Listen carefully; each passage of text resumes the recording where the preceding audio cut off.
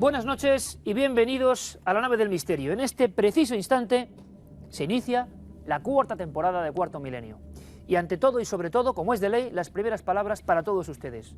Muchas gracias. Gracias por estar ahí con su apoyo, con su esfuerzo, porque hacen posible este milagro, el del cuarto año, con un montón de historias, un montón de conocimientos y sobre todo un montón de ilusiones. Vamos a compartirlas. Y además va a haber novedades. Estaba perfilando algunas de ellas. Novedades que les pueden interesar, porque más que nunca vamos a hacernos eco de sus propias historias, de sus propias investigaciones y conjeturas, porque en el misterio, bueno, queda mucho por decir, y quizá en ocasiones ustedes sepan más que nosotros mismos. Sería muy probable. Pero sí les voy a contar un pequeño secreto. Antes de esta vorágine de la tele, del plató, de los invitados, de escuchar a tantas personas importantes, yo era un periodista que viajaba por España, que iba en carretera al lugar de los hechos, y echaba en falta esa sensación, esa extraña sensación de estar con el misterio y con las personas que lo viven. Y bueno, solo les digo una cosa, vamos a poder hacer ese tipo de viajes. Será solo una de las novedades, pero como adelanto de este primer viaje a un lugar insólito e inhóspito, donde seremos guías de todos ustedes, ahí van unas imágenes. Espero que las disfruten.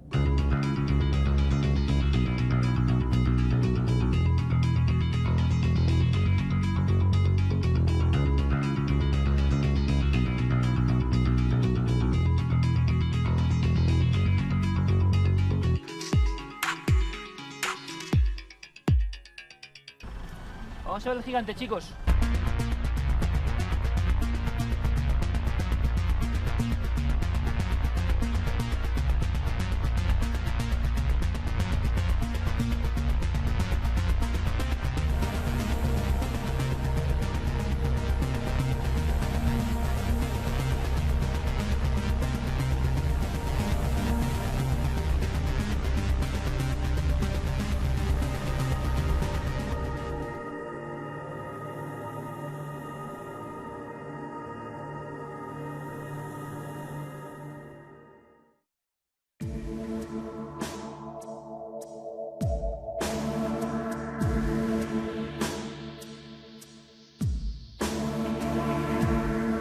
En apenas unos minutos vamos a iniciar ese viaje juntos, al desierto más seco del mundo. Nos espera el misterio, se lo aseguro. Pero antes, permítanme que les pida ayuda, y va a ser algo habitual este año, esta temporada de Cuarto Milenio. Ayuda porque este caso sigue siendo un misterio sin resolver. En la nieve, imagínense, unas tiendas de campaña, rasgadas desde dentro, ha pasado algo. Y dos cámaras fotográficas, como estas, exactamente como estas, tipo Leica. En su interior, las autoridades, espantadas, y luego lo van a entender, encuentran varios rollos de este tipo, solo en uno de ellos 32 imágenes. Un rollo del año 1959 como este. 32 retratos antes de la muerte. ¿Qué son esas fotos? ¿Qué se ven ellas? Por ejemplo esto, un grupo de los protagonistas, alpinistas universitarios, que están accediendo a una zona que tiene fama de oscura, de maldita, por lo menos para los antiguos habitantes de la región. Y en las fotos sonrisas, imágenes apacibles, perfecta armonía, todos mirando al objetivo de la vieja Leica. Hay alguna, por cierto, una de las últimas, donde les sorprende una nevada y la cara de uno de ellos mira como adivinando lo que va a pasar, como desde otro tiempo, como un fantasma de nieve y de hielo. Y quizá algo así tuvo que suceder. Lo vamos a comprobar porque tenemos una muestra de cómo la policía y el ejército soviético encontró los cuerpos. Aquí empieza el misterio, pero ustedes tienen que tener todos los datos. Para eso viajamos en el tiempo y en el espacio, hasta ese lugar, los Urales, hasta una fecha, invierno, oscuro invierno de 1959. Febrero de 1959, pleno invierno ruso. 10 estudiantes de la ciudad de Ekaterimburg, conducidos por el experimentado montañero Igor Dyatlov, ultiman los detalles de una expedición de esquí de fondo por las montañas. Su propósito es alcanzar la cumbre del Kolatziak, la montaña de la muerte, un pico de la zona norte de la cordillera de los Urales. Desde tiempos antiguos, la montaña había estado rodeada de mitos y leyendas. Los nativos de la zona sentían un profundo temor hacia ese lugar, del que decían era morada de antiguos espíritus malignos.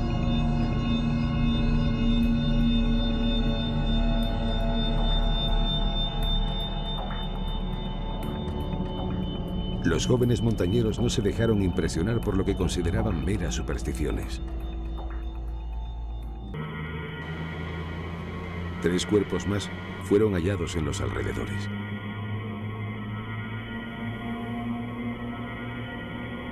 Una de las chicas fue encontrada en medio de un gran charco de sangre que procedía de su boca. Algunos de los cuerpos tardaron 4 meses en ser hallados. Según la autopsia, las víctimas habían fallecido entre 6 y 8 horas después de ingerir su última cena. Las muertes se habían producido por hipotermia. Las temperaturas de 30 grados bajo cero no les habían dejado ninguna opción de supervivencia. Los cuerpos también presentaban lesiones internas de naturaleza desconocida, que solo podrían haberse producido si hubieran estado sometidos a una tremenda presión interna. Además, los cadáveres presentaban índices anormales de radiactividad. Tras los funerales, los familiares declararon que los cuerpos presentaban un extraño bronceado anaranjado y su pelo había encanecido por completo.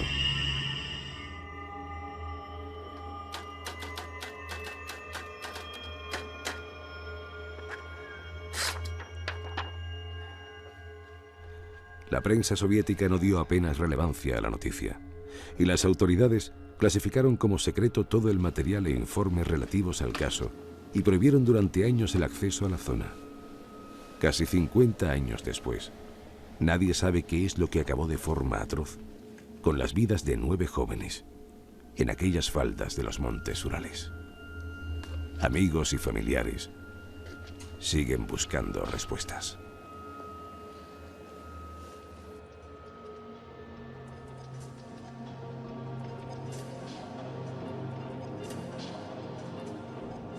Resulta muy curioso, viendo esta historia, esta noche de terror en los Urales, uno se da cuenta de que precisamente esta noche de la nave del misterio, las montañas van a ser protagonistas. Montañas de muerte y montañas sagradas, montañas de secretos, montañas quizá de vida. Pero lo iremos descifrando.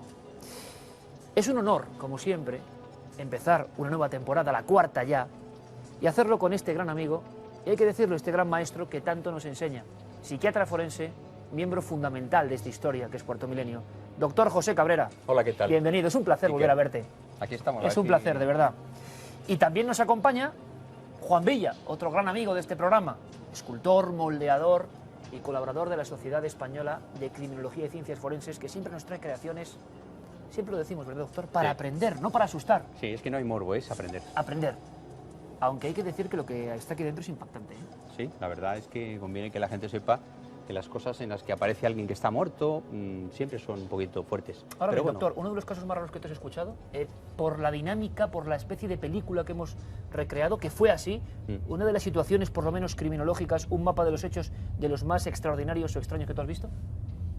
Digamos que esto está más allá, lo que aquí vamos a hablar está más allá de lo que yo habitualmente tengo, incluso aquí hemos explicado, por lo tanto es más misterioso aún si cabe, y de hecho tengo pocas hipótesis que defender. Vamos a ver si podemos hacer luz en este misterio. Esta es siempre tu misión, doctor. Juan Villa, amigo. Buenas noches. Buenas noches, un placer tenerte aquí esta Encantado. temporada. Disfrutamos mucho con tus creaciones, aunque en este caso la palabra disfrutar puede ser malinterpretada porque esto es impresionante. Esta es Lyudmila Dubinina. Nuestro compañero Santiago Camacho ha contado muy bien la historia y, si se dan cuenta, había una chica que tenía un reguero de sangre. Era uno de los datos que llamó la atención de las personas que fueron a rescatarlos. Pero es que ese reguero de sangre guarda otros secretos. Vamos a ir viéndolos. De momento, vamos a ver cómo quedó el cuerpo. Esta es una copia, evidentemente el frío hizo sus estragos, del cuerpo mortal de esa joven que con sus compañeros quería llegar a un lugar que luego nos van a contar, un lugar especial para la gente de esa región. No era un lugar cualquiera, era un lugar donde la tradición hablaba de incluso conexión con lo sobrenatural. Aquí tenemos el cuerpo entero, como siempre, descripción milimétrica de Juan Villa, y aquí ya es el momento del doctor. Claro que sí, uno no tiene que decir nada más, porque estamos viendo un cuerpo que tiene quizá las señales propias de un tipo de muerte muy concreta, doctor. Sí, la verdad es que los que estén viendo este escenario lo que están viendo, deben saberlo, es el cuerpo de una mujer que ha muerto por congelación, es decir, lo que se llama hipotermia en términos técnicos, congelación, es decir, la muerte por frío. Se ve la escarcha, se ven los moretones que está viendo la gente que nos acompaña, son la muerte por congelación, son típicas, y aquí no hay golpes. ¿Tú has visto personas? Exactamente así. Muertes por congelación en montañas concretamente en España, hay gente que ha muerto por congelación, incluso en algunos mendigos que a veces en inviernos fuertes han muerto por congelación, el aspecto es muy parecido, no hay señales de lucha, aquí no hay lucha, es decir, no se ve ninguna, ni una puñalada, ni una erosión exactamente, hay hematomas, y bueno, el pelo encanecido, pelo blanco, para ser una mujer joven esto es muy interesante, lo tenemos que comentar. Ese fue uno de los detalles que sí que no cuadra, ¿no? Sí. ¿Por qué esta gente, o sea, una muerte por frío no varía el color del cabello habitualmente? Aquí había un elemento extraño, ¿no? Un elemento añadido. Se ha hablado mucho de que en algunas muertes de miedo la persona muerta tiene el pelo blanco. Esto no es cierto así. Es decir, el pelo blanco no se puede poner blanco en una hora, porque el cabello que tiene un color en la punta, este color lo tiene que permanece. Lo que sí se pone blanco es la raíz en una persona que ha muerto por pánico. ¿Se puede morir de miedo, doctor? Se puede morir de miedo y hay gente que puede morir de miedo, sobre todo en culturas muy primitivas. En países desarrollados es más difícil. Y eso llamaba mucho la atención en todos los que murieron en estas circunstancias. Juan, tú te has basado en las fotografías, en las imágenes, pero has hecho un cuerpo que evidentemente está más inflamado y ha sufrido las condiciones exactas que nuestro compañero Santiago Camacho te filtró en su ficha de hechos, ¿no? Claro, lógicamente, debido al frío, bueno, pues vemos claramente los síntomas, aparte de la escarcha, pues en los finales, en las zonas donde hay poco grosor de piel, pues tienden rápidamente a congelarse, bueno, pues son claramente las puntas de los dedos de las manos, de los pies. Bueno, una cosa, una pequeña pausa. Ustedes verán que la boca de la protagonista está cosida. Eso, ante todo, hay que dejarlo claro, ¿eh? Queremos ser muy pulcros en ese aspecto científico, doctor, eso es una aberración forense, sí. Eso nunca se hace. Jamás, en ninguna autopsia médico-legal mandada por el juez se hace eso, salvo en alguna ocasión que el cadáver esté muy desfigurado. A la hora del maquillaje, el maquillaje, ya después de toda la cosa forense, se suelen juntar los labios de manera que, en fin, se dé luego una cera para que superamos, nada que ver con la medicina legal. Perfecto, o sea que tampoco el cuerpo estaba así, pero que esté así tiene origen y significado. Y lo vamos a descubrir. Si te parece, Juan, poco a poco prepara uno de tus instrumentos para desvelar qué se esconde ahí, porque da un giro a esta historia por completo, lo van a entender. Antes, moratones que estamos viendo y la cámara de nuestros compañeros están registrando, ¿por qué en una persona que ha estado no sé a cuántos grados o cuánto tiempo surgen estos moratones? ¿Esto qué es? ¿Está pasando algo exactamente aquí? En determinadas zonas del cuerpo se ven unas zonas moradas que la gente ve, que son como manchas, que son como livideces. Se llaman livideces, el término técnico. Y estas livideces pueden darse en cadáveres no congelados, no muertos por frío. Por ejemplo, en la muerte natural, pasadas unas horas, aparece esto, que es que los vasos se han roto y sale la sangre ahí. Pero en el caso de la congelación es que los capilares se han roto por el frío. Y entonces aparece una mancha. Si no fuera por frío, podría ser un golpe. O sea, podría ser el efecto un hematoma, lo que la gente conoce como hematoma. Aquí, aparentemente, no hay señales de lucha, sino de congelación. Como luego en la mesa van a venir dos compañeros para seguir indagando en esta historia, te preguntaré, doctor, por la sensación que había de golpes o hemorragias internas. Eso es. Como si hubieran sido los cuerpos llevados a gran velocidad, pero eso para luego. Bien. Juan, vamos procediendo. Bien. Porque, por cierto, doctor, mientras Juan va cortando, ¿tú ves alguna señal de radioactividad, como decían? Así, a voz de pronto, no se ve aquí ninguna señal de radioactividad, salvo un poco la coloración. Ya se dijo en su día, y luego lo explicaremos más, que parece ser que había una coloración. Pero claro, la coloración que había junto al frío puede estar como engañosa, digamos, ¿eh? Pero aquí hay pelo, no hay pelo caído. Es decir, si hubiera habido una radiación muy intensa, que parece que podía ser una hipótesis, ¿verdad?, pues habría caído el pelo. Pero bueno, la radiación tampoco puede actuar tan deprisa. Por lo tanto, bueno, el color es el color propio de la muerte por hipotermia, así a voz de pronto. Bueno, muy atentos a eso, porque ahí está la gran clave. Doctor, cuéntalo tú. Bueno, pues la realidad es que esta mujer apareció con sangre que salía de la boca. Podía haber sido un golpe, aparentemente, pero hay un misterio en esto. Y el misterio está en que la lengua estaba seccionada. Es decir, ¿seccionada? Seccionada, sí, porque una persona corriendo puede morderse la lengua, pero es muy difícil llegar a romper la lengua de un solo mordisco. Se han dado casos en epilepsia. Es decir, una persona con una crisis epiléptica se cae, se muerde la lengua y se la trocea en dos. Pero aquí la lengua estaba como cortada limpiamente, lo cual es muy difícil de justificar por la simple mordida. Ese es un misterio que tenemos en este cadáver. Y que puede indicar que hubo personas a posteriori manipulando los cadáveres? Esa es la única hipótesis aceptable, es decir, que posteriormente los equipos de investigación, que por cierto eran oficiales, digamos, policía, etcétera, etcétera, probablemente podían haber extraído la lengua para investigar en ella efectos como por ejemplo la radiación o tóxicos o venenos. ¿La lengua puede ser un indicador de todo eso? Es un indicador o de tóxicos ingeridos por vía oral o bien de radiación. Bueno, pues de todo eso vamos a hablar en nuestra mesa. De todo eso vamos a intentar saber algo más. Juan, como siempre, muchísimas gracias por esta creación aterradora realmente, pero real. Esto es un cuerpo que apareció así y encima con ese detalle absolutamente macabro de novela negra. Seguimos indagando y para dar paso a esa zona de debate, qué mejor que recordar el testimonio gráfico. ¿Por qué estos exploradores, igual ustedes ven algo raro, dejaron 32 fotografías? En las viejas cámaras Leica, 32 fotografías antes de morir. Son estas.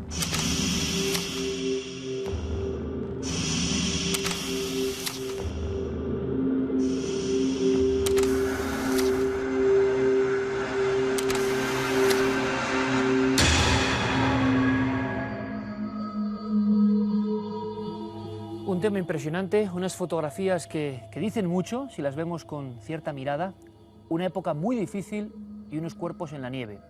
Yo despedía hace un par de meses la temporada diciendo que era una alegría contar con mi amigo Santiago Camacho y que ojalá pudiéramos hacer muchos más reportajes. Y aquí estamos dispuestos a ello. Santi ha redactado esta historia. Santi, bienvenido como siempre al cuarto año. Bien hallado, buenas noches. Gracias, Santiago, de verdad.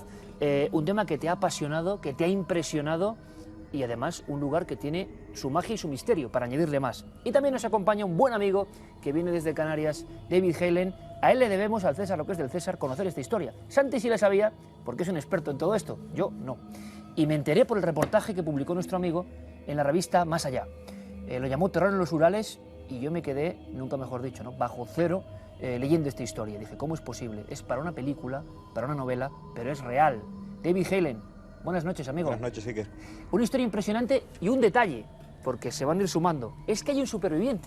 Sí, efectivamente. De hecho, este superviviente que se queda atrás por una enfermedad, le sucede una enfermedad y evidentemente deciden dejarlo atrás porque no es conveniente llevar un enfermo a esas latitudes. O sea, él iba en el grupo. Iba en el grupo de 10. ¿Qué le pasa? Lo que pasa es que enferma y antes de empezar el ascenso a la montaña, pues había una especie de campamento base y deciden dejarlo ahí para, bueno, porque no era conveniente llevar un enfermo en el equipo. De hecho, a él le informan que precisamente intentarían volver aproximadamente el 12 de febrero, pero que si las condiciones de climatología empeoraban, era posible que regresaran más tarde. De ahí que los inicios de búsqueda se produjeran tantos días después de denuncia de la desaparición de estos muchachos, ¿no? Pero este hombre entonces se queda solo en una especie de campamento individual. Efectivamente.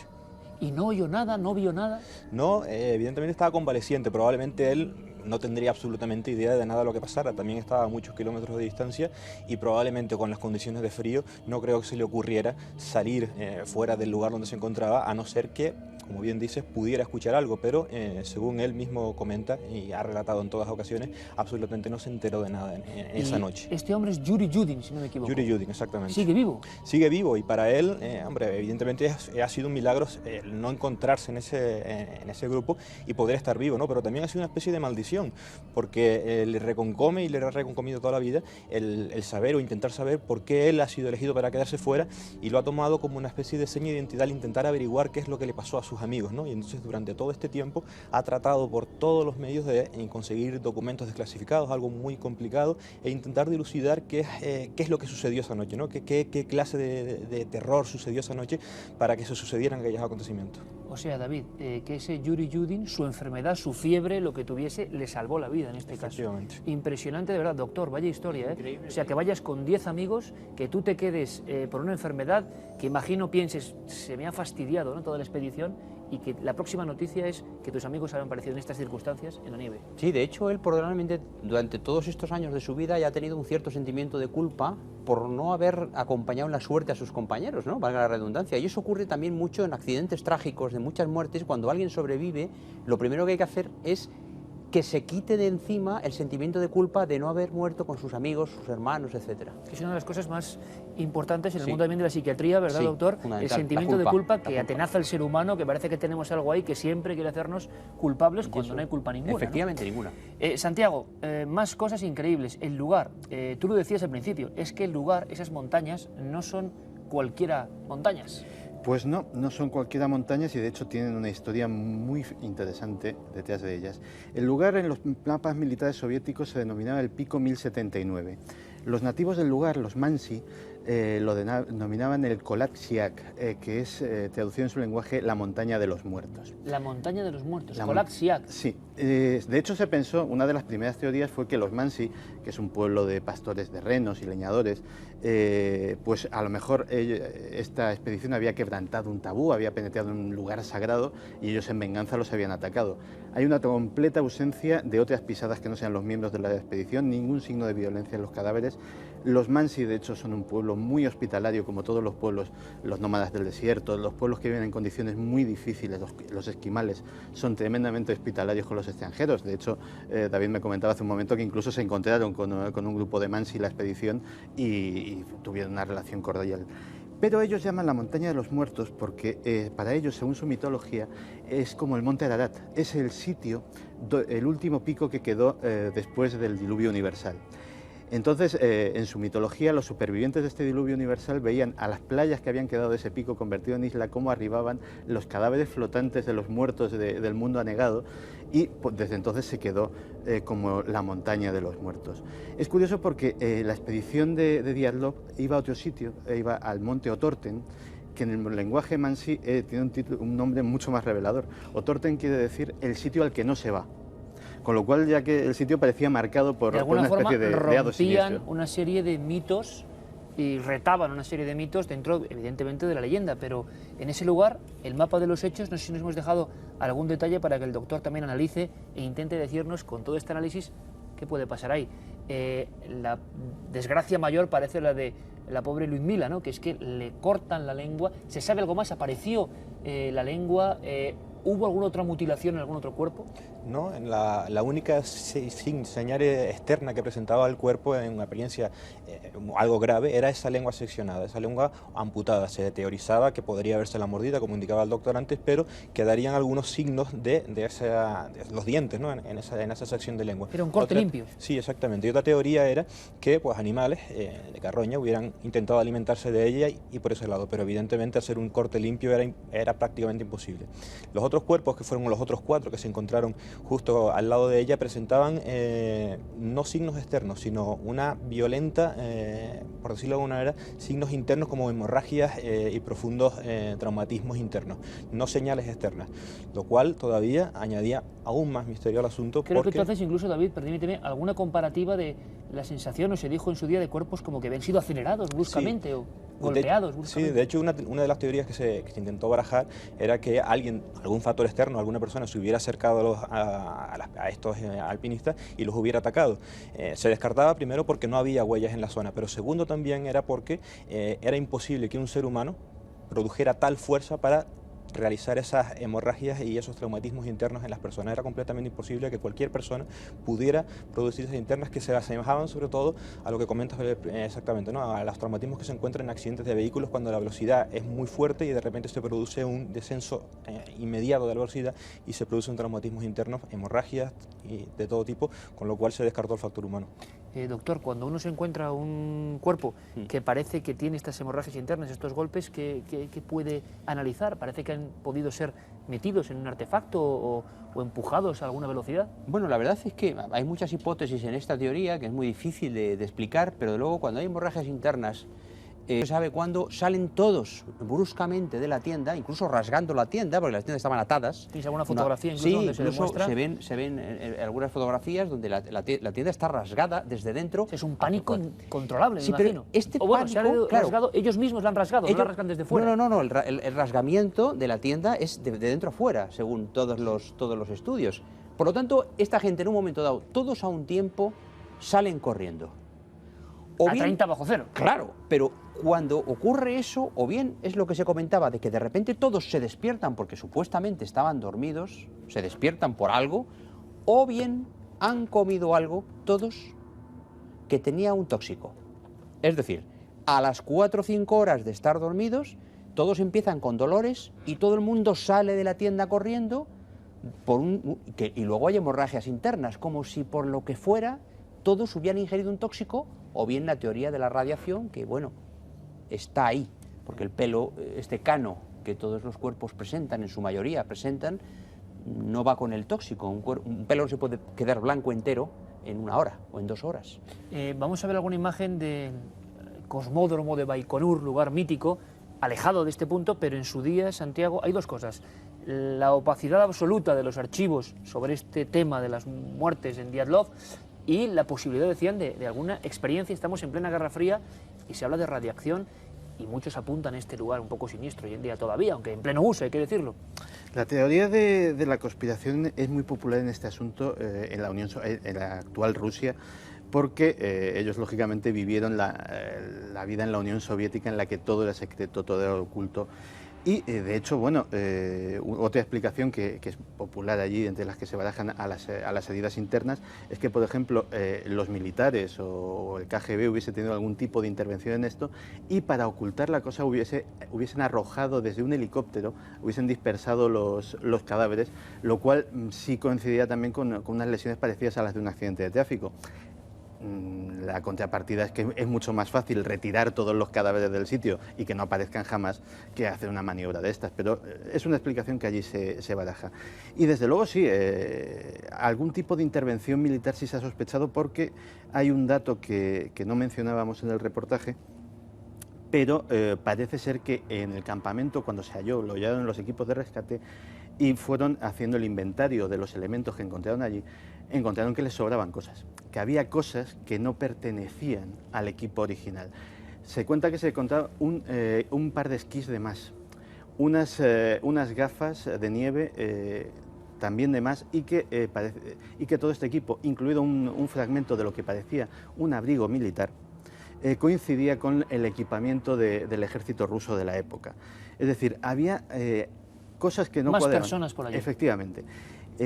Personas de las que no se ha encontrado rastro alguno. Tanto es así que, por ejemplo, otra teoría que también se baraja en Rusia es que Baikonur queda muy lejos, pero por ejemplo lo que sí quedaba muy cerca era un gulag, era un campo de concentración para disidentes políticos, y que les hubiesen confundido una patrulla con fugados del gulag y los hubiesen atacado, hubiesen provocado este pánico y luego más tarde se hubiesen dado cuenta de su error. Pero menudo misterio, ¿no? Atacado, dices, bueno, si tuvieran heridas de bala pero atacar sin heridas externas es algo impresionante. Y por si faltaba algún elemento más en esta historia, que por algo decía, ¿no?, que es de las que más me ha impresionado en los últimos tiempos, tenemos croquis, tenemos dibujos de algunas personas, David, que aseguran que hay extrañas luminescencias, vamos a dejarlo ahí, luces como soles en la misma zona donde aparecen los cadáveres. Es una amalgama de misterios que une este caso de forma incomprensible, ¿no? Y uno de ellos es eso, porque investigadores que se han dedicado años a recoger testimonios de personas que se pudieran encontrar a lo mejor en los alrededores donde estos muchachos murieron, pues han encontrado testimonios de militares y personas alpinistas, bueno, pues que en aquellas fechas, aproximadamente entre marzo y principios de febrero, afirmaban haber visto en los cielos unas esferas que ellos describían como esferas brillantes de color anaranjado. De aquí los mejores testimonios venían de unos alpinistas que se encontraban aproximadamente unos 50 kilómetros de la zona y que ellos mismos fueron testigos de ese movimiento de esferas de color brillante anaranjado, como decía, y que incluso estaban en movimiento y se dirigían a la zona de la montaña de Otorten, que es donde en principio se dirigían estos muchachos, ¿no? Con lo cual es una teoría más que se une también este efecto luminario a que posiblemente fuera parte de un experimento militar, pero tenemos 2 contrapartidas en este punto, y uno es que los cuerpos presentan heridas internas, con lo cual tendría que haber sido una especie de explosión, ¿no?, que les causara esos daños, pero no a daños aparentemente externos, sino lo que sería el efecto de la expansión de la bomba.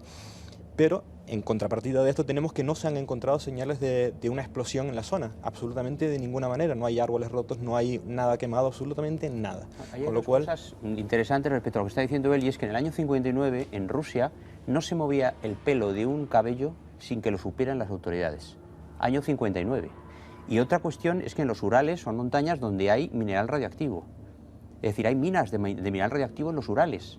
Lo digo por si acaso tuviese algo que ver con estas otras Es un lugar muy especial, desde luego. En el 59, evidentemente, movilizar la cantidad de gente que se movilizó para buscar a estos muchachos fue alucinante. O sea, fueron profesores del Instituto Politécnico en el que estaban, fueron militares, fueron policías, fueron padres. O sea, había una cantidad de gente ingente buscándolos. Los primeros cuerpos se hallaron ese día, pero los siguientes tardaron en hallarse 2 meses. 2 meses. Después. ¿Y la hipótesis más oficial sería una especie de avalancha muy especial?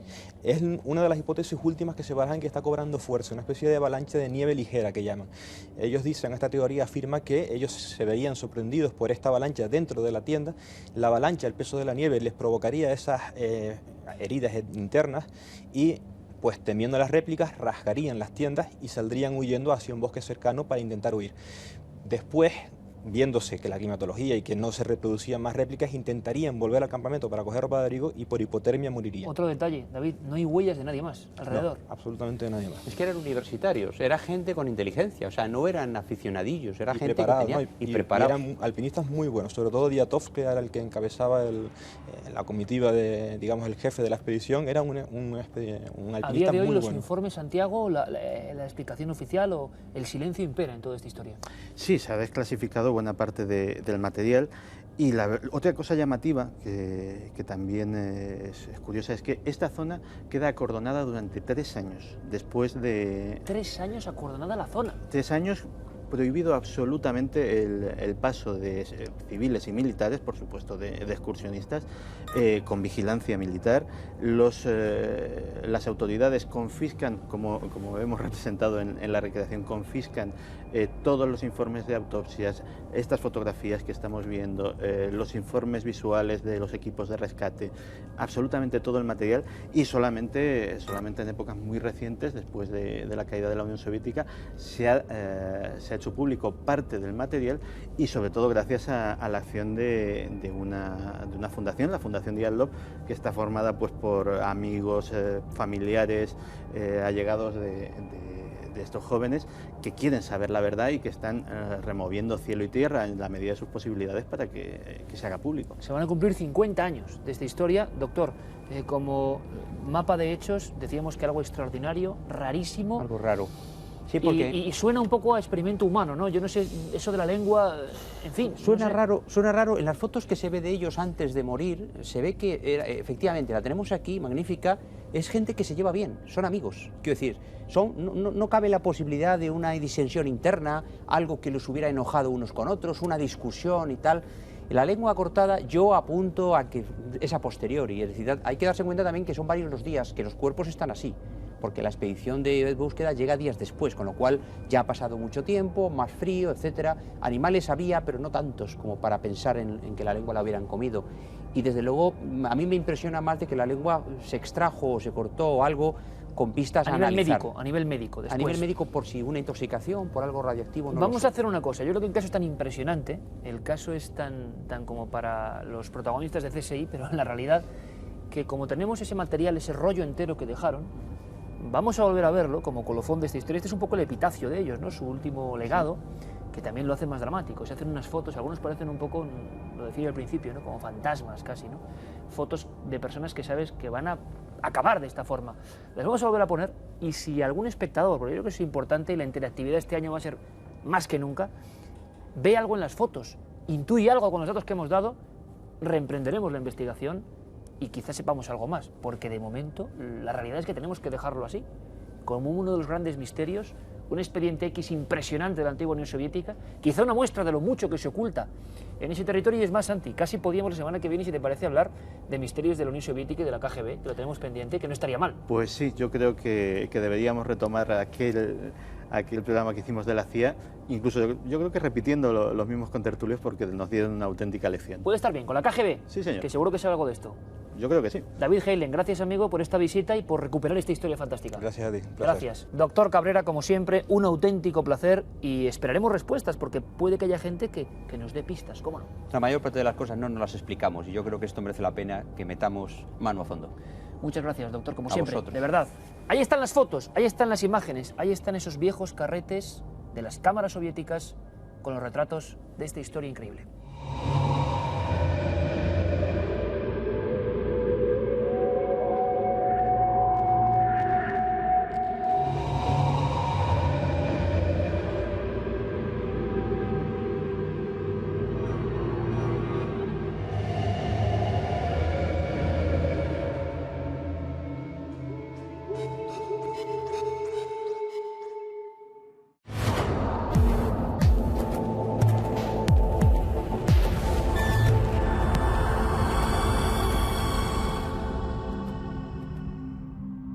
Vídeos y fotos, dos pilares fundamentales en la historia de Cuarto Milenio, la forma de conectarnos, ustedes y nosotros. Yo les hablaba de interactividad fundamental esta cuarta temporada, y va a haber tantas sorpresas que estamos preparándolas a conciencia, todo el equipo, nuestros realizadores, todos los técnicos, para que haya, bueno, una nueva dimensión del análisis fotográfico y de los vídeos, no puedo decir nada más. Pero para que eso sea posible, Carmen, tenemos que volver a pedir ayuda. Tenemos miles y miles de fotografías ya, pero queremos más, porque va a haber muchas sorpresas. Guillermo León ya se encuentra analizando las fotografías que nos han llegado durante todo este verano, pero queremos más. Y queremos también su ayuda, porque sus fotografías se van a ver en nuevas dimensiones, con planos, hasta ahora, nunca vistos en Cuarto Milenio. Además, la tecnología nos lleva a hacer informes como los que estamos viendo en pantalla. Nuestro experto aplicando los más punteros programas informáticos para que sus fotografías tengan una explicación, si es que la tienen, porque a veces nos encontramos con la sorpresa, con esos personajes que no podemos identificar. A lo largo de estas temporadas de Cuarto Milenio hemos visto como no todas las fotografías se pueden explicar, pero también queremos sus vídeos. Y una cosa, pónganse a pensar, yo sé que muchos de ustedes apuntan lo que sueñan. Mándenos esos sueños. Si mañana se levanta y ha soñado o ha tenido una pesadilla, por favor, cuéntenoslo, escríbanoslo con todo detalle. Ya verá lo que hacemos con ella. Una pregunta al aire. Si les dijese cuál es el sueño que más se les ha repetido, y mucha gente coincidiría, y significa algo ese sueño, significa que nos está pasando algo, que creemos algo, que tenemos una angustia. Será muy bueno ver nuestros sueños. ¿Se imaginan? Con todo el equipo artístico de Cuarto Milenio, ver los sueños más habituales. Pero hay más, hay más. Experiencias personales. Sus experiencias personales. Me van a entender muy pronto. Experiencias que ustedes han vivido, llevadas al formato de Cuarto Milenio. Y para todo esto, dos vías de contacto.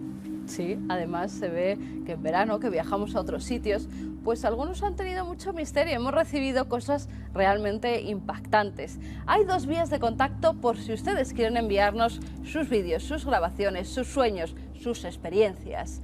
cuartomilenio@4.com si lo hacen a través del correo electrónico y nuestro apartado de correos, que esas cartas van a tener mucha importancia en esta nueva temporada de Cuarto Milenio. El apartado de correos 18.189 con el código postal de Madrid 28080. Podríamos decir aquello de más conexión que nunca, y ustedes más protagonistas de la nave del misterio que nunca.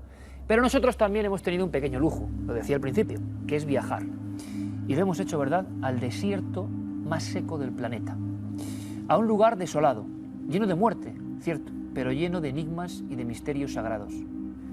¿Te parece que con todos los amigos iniciemos una ruta distinta? Vamos a ello. Bueno, pues embárquense con nosotros en este viaje inolvidable. Les aseguro que van a ver imágenes que nunca antes se han filmado para televisión. Comienza la expedición a este desierto, el más inhóspito quizá del planeta. Como cicatrices en el arcén, donde nunca faltan las flores de papel.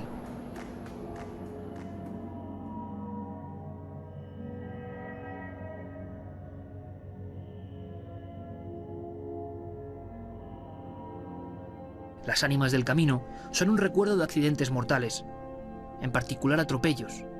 Para los habitantes de esta región, la muerte a destiempo deja el lugar impregnado de cierta energía que hay que venerar, controlar y respetar. Partiendo del poblado marginal de Alto Hospicio y poniendo rumbo por la A16 hacia la aldea de Guara, atravesamos el corazón del desierto más seco del mundo y vamos siendo flanqueados por las cruces espectrales.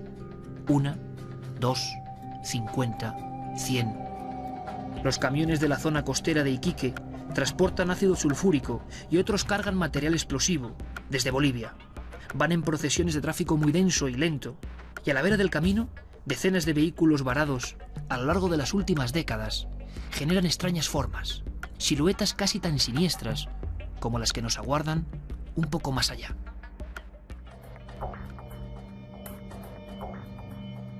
Durante 7000 años, desde la misma frontera del Neolítico, esta árida tierra fue elegida para elevar un mensaje a los cielos. Un mensaje efectuado con técnica y destreza increíble. Un mensaje que ya nadie puede descifrar. Es un misterio que nadie ha logrado resolver. Desde las costas del Perú hasta estos desiertos del norte de Chile, las montañas, las dunas, los cerros cobran vida. aparecen seres extraordinarios, creados por personas hace muchos siglos, personas que quizá jamás vieron completamente su obra, porque da la sensación, ahí está el misterio auténtico, que estaban hechos para ser vistos desde el cielo. A partir de aquí la polémica. ¿Podían realmente volar y observar sus creaciones? ¿Estaban hechos a dioses que un día en esta misma tierra árida y seca descendieron desde algún punto del espacio? Todo son conjeturas. Lo cierto y verdad es que aquí, en Atacama, a los pies del Cerro Unita, nos encontramos con una de las figuras más prodigiosas de la historia. Un humanoide de 86 metros. Alguien que repentinamente, como surgiendo de forma fantasmagórica, nos avisa que estamos ya en su territorio. Los 115 metros que se extienden entre la punta de su corona de rayos hasta la planta del pie no necesitan de más palabras. Y así quedamos en silencio ante su presencia poderosa. Hombre o Dios, nos encontramos ante la figura antropomorfa más grande del mundo. Y está aquí, en mitad del Cerro Unita, del Apu o monte sagrado, donde nadie sabe qué rituales e invocaciones pudieron efectuarse mirando a sus ojos cuadrados. A la sombra del robot antediluviano, bajo su aspecto que mezcla futuro y prehistoria, solo queda el estremecimiento y las preguntas. Pero las sorpresas en torno a esta colosal obra, que asustó a conquistadores y cronistas, aumentan mientras subimos poco a poco para encontrarnos con su gran secreto. Ahora nos encontramos dentro del gigante de Atacama, y desde este lugar, desde este cerro sagrado, desde este Apu, como decían los antiguos, se contempla la inmensidad del desierto. Un lugar desolado, y desde aquí este vigilante, este centinela que bien parece por su aspecto venir de otro mundo. Lo más sorprendente es que lo que observamos es la sensación de que no hay planos, no hay trazos, no hay ningún tipo de arquitectura, ni mucho menos cálculo. Da la sensación de que las piedras se han ido esparciendo casi por sí mismas, generando esta gran ilusión óptica. Estoy seguro que una persona que no conozca al gigante de Atacama, su presencia, pasaría por estos cerros sin ser consciente de esta extraña maravilla. Es tan solo uno de los misterios a los que nos vamos a enfrentar en este viaje. Contemplen este desolado paraje. Desde hace muchos siglos, el gigante saluda a los cielos. ¿Por qué? El Cerro Unita, dominando todo el desierto de Tarapacá, debió ser un axis mundi, un eje cósmico para los primitivos habitantes de este universo siempre abrasado por el sol. Muchos han querido ver aquí al dios Tunupa, creador de la tierra, y otros a extraños maestros instructores que un día bajaron del cielo, sembrando los rudimentos básicos del conocimiento y marchándose para no regresar jamás. El sustrato es un sustrato especial orgánico que tú lo sacas, lo raspas y sale un componente blanco, blanquizco. Y eso decían que a la distancia brillaba, bueno, con el sol y con la luna llena, por ejemplo. Todos los cerros tienen poderes, los apus tienen espíritu. Y este cerro isla, que es el Cerro Unita, de ahí el nombre de uno, está aflorando en el medio de la pampa, en el medio del desierto, por lo tanto ha tenido un significado religioso, mágico. Y de ahí que ponen esta figura también de una divinidad, una deidad importante para el mundo andino, y la traen y la expresan, la dejan de cuerpo presente ahí, para que los que transitan por esos espacios sepan a quién corresponde. Son espacios divinos. Es realmente un geoglifo impresionante, es una figura que tiene más de 100 metros de longitud, se ve desde, bueno, en el Google Earth se aprecia muy bien desde la altura, y esa es una imagen que está repetida en otros tipos de diseños, en grabado en piedra, en pictografía, con sus respectivas diferencias, con sus respectivas particularidades, pero se encuentra bastante, digamos, diseminada en el norte de Chile. Pacientes observadores de las estrellas generaron este efecto fantasmal de la figura que hoy solo puede intuirse con ayuda y contraste de la tecnología y fotografía satélite. Accediendo a ella, comprobamos cómo el gigante, rodeado de otros muchos signos que tatúan toda la montaña sagrada, nos irradian con toda su fuerza. El humanoide de Cerro Unita es el guardián de un mundo silencioso, donde se ocultan muchos otros misterios.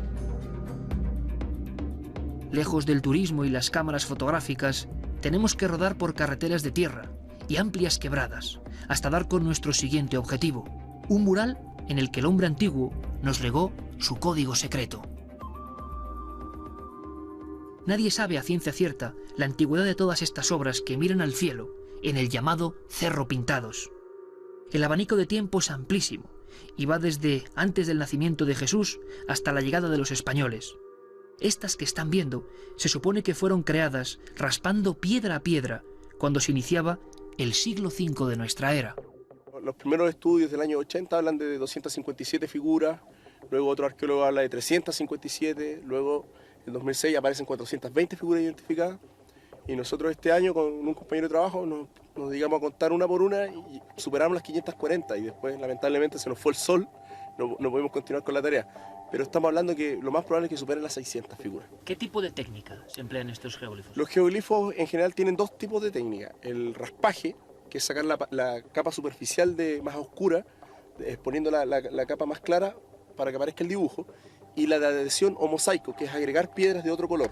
Es difícil atender a una sola figura, a un solo mensaje. Todo asemeja a un gran grito proferido por hileras de chamanes, danzantes, espíritus, tiburones y seres de las tinieblas como este gran búho, delineado sobre una pendiente de más de 55 grados, en equilibrio fascinante, que demuestra un concepto muy avanzado de la perspectiva. Un búho que era símbolo de muerte y oscuridad. Esa muerte que domina desde siempre todo el territorio. Tiene que haber algo especial en esta zona para que hayan destinado tanto tiempo, porque una cultura, entre comillas, simple en tecnología, tenía mucha espiritualidad, y para darle valor a este sector tiene que significar algo, tiene que haber energía encerrada, algo tiene que conllevar a su vida diaria, porque si no, no le hubiesen dado la relevancia.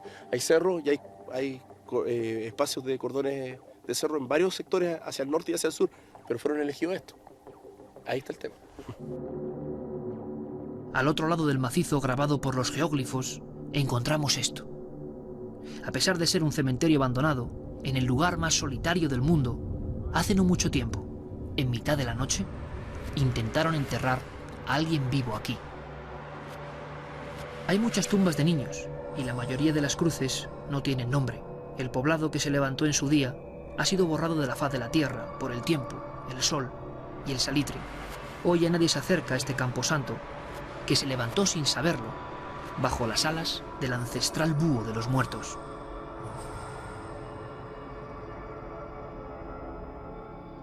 Los arqueólogos no se ponen de acuerdo. Para algunos, estos signos guiaban a las caravanas. Para otros, eran una forma de contacto con el cosmos y con los dioses de las alturas. Hay quien afirma que se trata de representaciones de estados alterados de la conciencia. Y para entender el mensaje, en su sentido real y profundo, debemos proseguir hacia el norte, hasta llegar a la misma frontera con Perú. Nuestro objetivo, ver estas creaciones con la perspectiva para la que fueron realmente diseñadas. Quizá mirando desde el cielo, podamos comprender.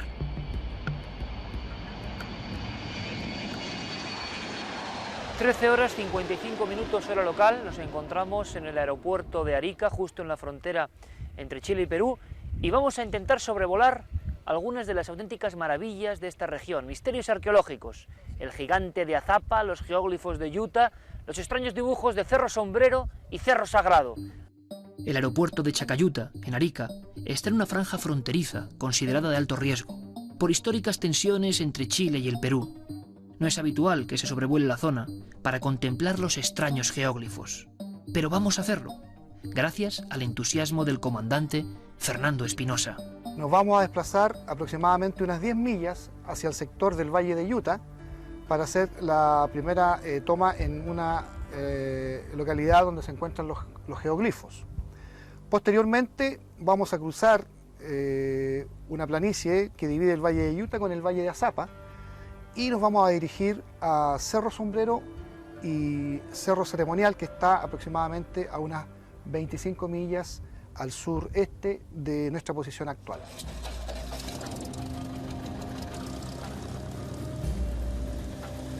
El aire es demasiado fuerte y nos impide maniobrar con facilidad. Las ráfagas para abrir las compuertas y filmar con nuestra cámara nos zarandean varias veces. A pesar de todo, llegando al Valle de Utah, pronto nos encontramos con nuevos gigantes. Formas arcaicas, como de autómatas de otro tiempo, que han quedado clavados en la arena para siempre. Colosos que fueron realizados, y ya no cabe duda, para ser vistos desde el cielo. Extraños felinos agazapados, parejas de seres humanoides que sobrepasan los 50 metros de longitud. Algunos portan extraños yelmos. Es difícil asimilar todo esto. Un poco más allá, variando rumbo con nuestra avioneta Cessna 1972 en dirección a San Miguel de Azapa, enfilamos a 414 metros de altura el Cerro Sombrero, el Cerro Ceremonial y el llamado Cerro Mono. Montes sagrados, apus llenos de signos, de flechas, de lagartos gigantes, de simios, de formas humanas extrañas, construidas amontonando piedra a piedra o apartando guijarros hasta dejar la franja más profunda del suelo para generar estos increíbles efectos. Un mundo delirante que se nos muestra tal y como realmente debe ser visto, y como quizá ningún humano pudo verlo en la antigüedad, a no ser que volara. En el regreso, y aunque no se lo hemos preguntado, el comandante Espinosa nos habla de luces frecuentes en la zona, de encuentros con objetos volantes no identificados registrados por los radares del aeropuerto, sucesos vividos en primera persona que escuchamos atentamente a pie de pista. Volando aproximadamente a las 3 de la mañana, se produjo un fenómeno luminoso que iluminó, valga la redundancia, toda la noche. En ese momento no encontramos explicación porque no tuvimos a la vista ningún objeto, y posteriormente establecimos comunicación con otra aeronave que se encontraba aproximadamente a unas 100 millas de distancia al sur de nuestra posición, y también reportó haber observado el mismo fenómeno. Exactamente fue como si el sol hubiese salido en mitad de la noche con una luminosidad, una potencia igual que la que tenemos en este momento, y el fenómeno duró 3 segundos aproximadamente. Somos conscientes de que pisamos una zona mágica. A pesar de ello, hemos sentido una fortísima impresión al ver los gigantes de Utah y Azapa, como reyes cósmicos de otro tiempo, que nos saludaran desde su cerro imponente. Su imagen esquemática tardará en borrarse de nuestra mente. Una imagen que, emocionado, el gran arqueólogo Luis Briones, máxima autoridad mundial en geóglifos, traza firmemente en la arena, quizá para explicarnos parte de su misterio. Son gigantes, es decir, son figuras antropomorfas o figuras humanas que tienen están colocados en forma estática, de pie frontal.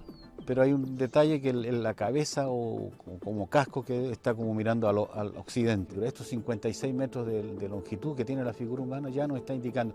Ahora, si uno se acerca a la figura, tiene la posibilidad de acercarse, va a ver la monumentalidad que tienen las figuras en sí. Luis Briones comenzó hace mucho tiempo y paso a paso a catalogar estas creaciones. En una ocasión intentó hacer una de ellas, provisto de toda la tecnología moderna. Hicimos toda la estructura para trazar la figura a través de un eje vertical y con 2 ejes horizontales que marcarían las manos, diría, y los pies, las piernas, las patas traseras. Por ese motivo tuvimos que abandonar, regresamos en la tarde, horas después, y desde el plano, desde donde se hace la lectura, entre comillas, vimos que el eje que habíamos trazado, según nosotros, a plomo, lo habíamos trazado chueco, estaba desviado. Si tú ves las figuras en los cerros, siempre están a plomo, tanto en la vertical como en la horizontal.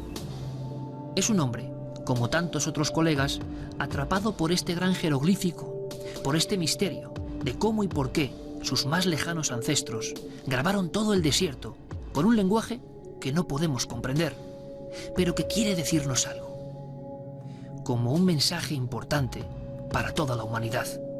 Debo reconocer que soy analfabeto, no puedo leer estos textos, no sé leer estos textos, y pienso que son signos, son símbolos que dijeron algo, no cabe duda que dijeron algo, pero yo no lo sé.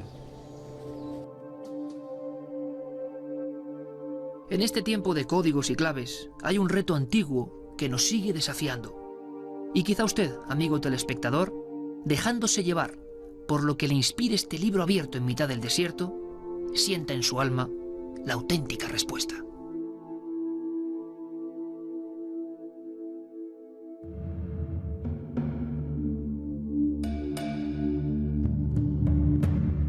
esta es la crónica de nuestro viaje.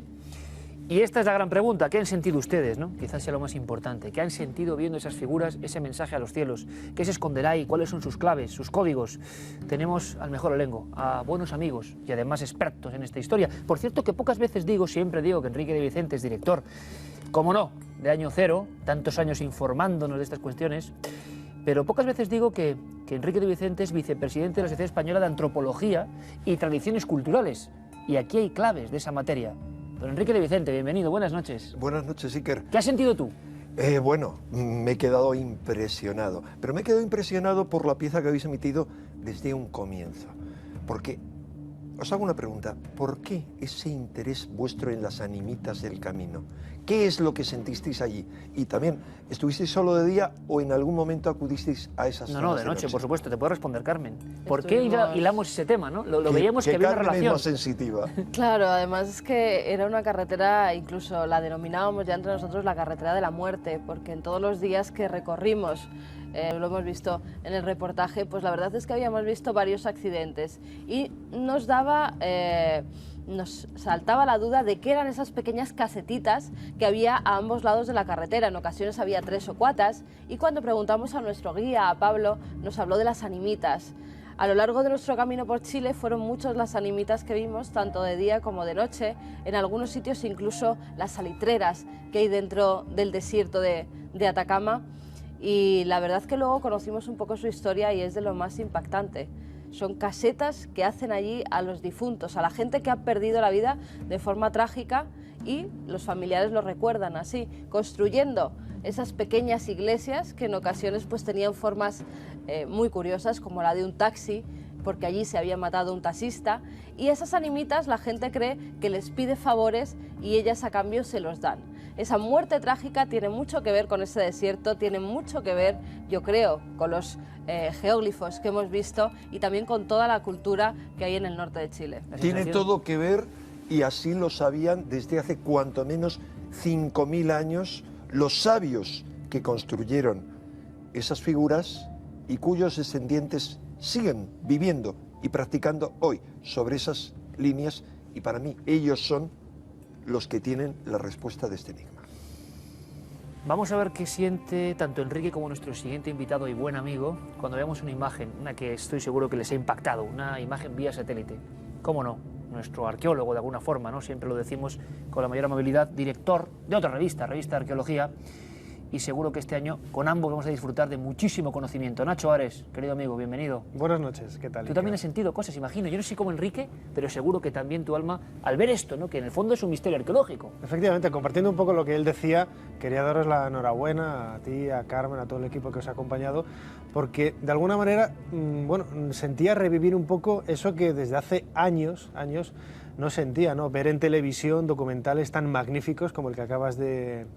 piezas, en este caso un poco más breves, tan magníficas, en donde se presenta al gran público verdaderos tesoros de la arqueología, que son los grandes desconocidos del patrimonio artístico y cultural de toda la humanidad, en donde no solamente encontramos obras realizadas por el ser humano realmente increíbles, sino que tenemos el añadido de que están rodeadas totalmente de misterios, porque no tenemos ni la más remota idea de quién las hizo, cuándo las hizo, cómo se hicieron, etc., ¿no? ¿Y para qué?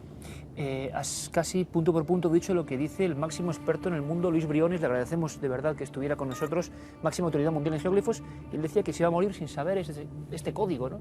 Este inmenso mapa que dice algo y no sabemos qué. Pues bueno, vamos a hacer un experimento. Enrique, Nacho sobre todo, porque Carmen y yo estábamos allí, y además se ven muchos planos lo pequeñitos que somos, ¿verdad? Es la figura humanoide más grande de la historia. Sin más, ¿qué veis aquí? ¿Qué es esto? ¿Qué sentís viendo esto? Enrique, Nacho.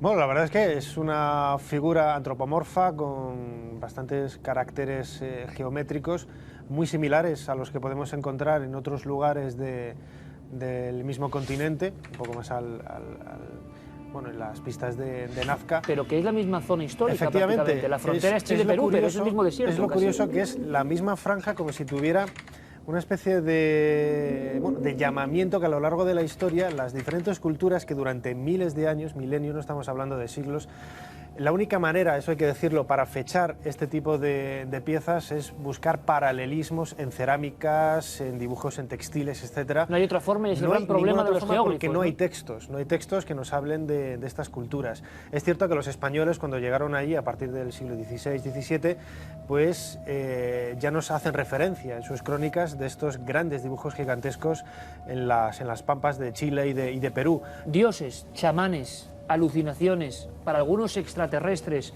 indicadores como señales antiguas, ¿no?, del tráfico de los caravaneros. Enrique, tu opinión sobre quizá la figura más impresionante. Bueno, para mí, solo intuitivamente, lo que eso está representando desde mi punto de vista es un ser con cara de felino que pertenece a una cierta categoría de chamanes, lo que se llama Musafa Inca. Es un nombre que vendría a significar el resplandeciente, de ahí le vienen los rayos, y es el equivalente a una figura conocida en el antiguo Egipto y muy mitificada, que son los Aku Sensu Hor, los resplandecientes seguidores del camino de Horus. ¿Qué quiere decir esto? Son gente que sigue un camino antiguo, el camino de las estrellas, y el camino de los trabajadores de la luz. Pues bien, ellos consideran que dentro del ser humano hay una serie, digamos, de chakras o centros energéticos, y que en la Tierra también. Y en los Andes hay chakras. Esos chakras son, por ejemplo, el Cuzco. Lugares de poder, lugares ombligos del mundo. Y esos lugares de poder están unidos, estoy diciendo lo que deriva de ahí, están unidos, todos estamos hablando, como lo ven los chamanes, es como formas luminosas, como caminos, senderos de luz. Y ellos por la noche, cuando van a estas líneas, igual que a las de Nazca, a practicar, porque ahí hacen sus prácticas. ¿Por qué sé todo esto? Porque muchos occidentales, antropólogos entre otros, que han sido iniciados, han hecho esas prácticas. Rituales en estos lugares concretos donde estábamos tomando nosotros. Una sustancia, por ejemplo, que es el San Pedrito, el San Pedro, es un cactus alucinógeno, y todas las personas con las que yo he hablado me han dicho cómo de noche esos senderos y esas líneas son resplandecientes, y cómo en esas figuras se convocan toda una serie de espíritus, eso es lo que ellos al menos perciben, elementales o figuras diversas de todo tipo. Este es un tema vasto, amplio, pero ¿por qué esas figuras? Pero fíjate, Enrique, una cosa curiosa, nos decía Pablo Cañarte, uno de nuestros compañeros en el viaje, conocedor de esta tierra, y se ve en la foto de satélite que en ciertas condiciones de luz, al anochecer o al atardecer, el propio sustrato orgánico de parte del gigante del cuerpo hace que se vea blanco, que resplandezca. O sea, había un concepto visual, porque el gran enigma, yo creo que estamos todos en ellos, ¿por qué el satélite, de Google Earth en este caso, expresa de verdad lo que tiene el poder del gigante y ni siquiera nosotros, estando bajo sus pies, podíamos ver lo mismo? Quizás o sea, estaban dibujando hace siglos para el satélite. Claves. Efectivamente, como digo, estás dando quizás una de las claves. Las interpretaciones que se han dado a este tipo de figuras, de las líneas, las pistas, etcétera, que en muchos casos rodean a estos dibujos, se han dicho que si era, bueno, señalizaciones de caminos. Hay una teoría totalmente absurda que dice que eran simples motivos decorativos, etcétera.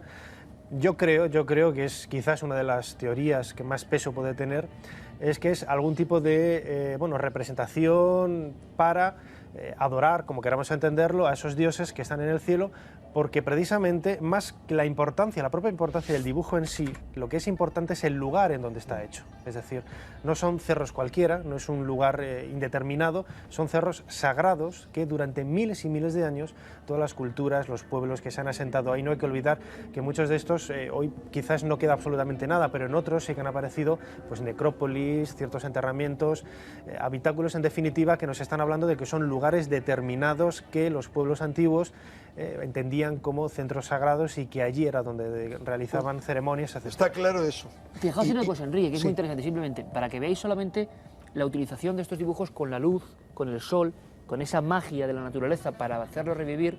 Vamos a ir a un siguiente lugar y ahora me comentáis, porque yo sé que a Carmen le impresionó muchísimo en Tiliviche. Vean esta imagen.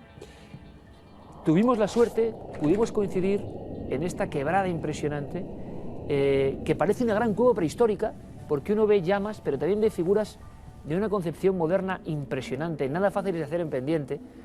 En fin, un rebaño como espiritual o de otro mundo. Y el atardecer en este lugar nos provocaba una serie de ilusiones ópticas absolutamente distintas. Y tú lo viviste, Carmen. ¿Qué se sentía, por ejemplo, aquí en Tiliviche, cuando el sol iba graduando o haciendo mover estas figuras? La verdad es que había que conocer el lugar porque si no, al pasar por la carretera pasaba desapercibido. Había que meterse por una especie de quebrada y llegábamos hasta este lugar donde nos encontrábamos con un panel que, como estamos viendo, estaba lleno de llamas. Pero había dos figuras que llamaban muchísimo la atención. El hombre corriendo, y que las es impresionante, podemos ver. ¿no? Un hombre que está corriendo a la derecha y otro que parece estar espantando o ahuyentando con los brazos en alto a esas llamas y llevándoselas también hacia donde está esta otra figura.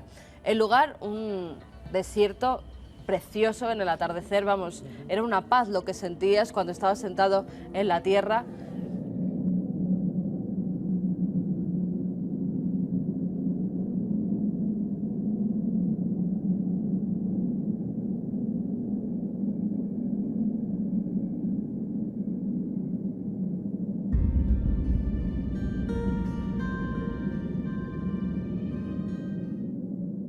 ¿Para qué pusieron eso ahí? Si no era para mirarlos, para adorarlos, para hacer algún ritual delante de ellos, porque era la sensación que te daba. E incluso cuando estuvimos en Cerro Unita, sí recuerdas, Iker, justo enfrente, que se veía perfectamente el gigante, había una hoguera donde habían estado pasando la noche gente, no sabemos haciendo qué tipo de rituales, que bien decías tú, los chamánicos, ¿verdad? Los chamanes que realizaban allí sus rezos o lo que... Más que rezos, son los kawaks, es decir, los que ven, los videntes.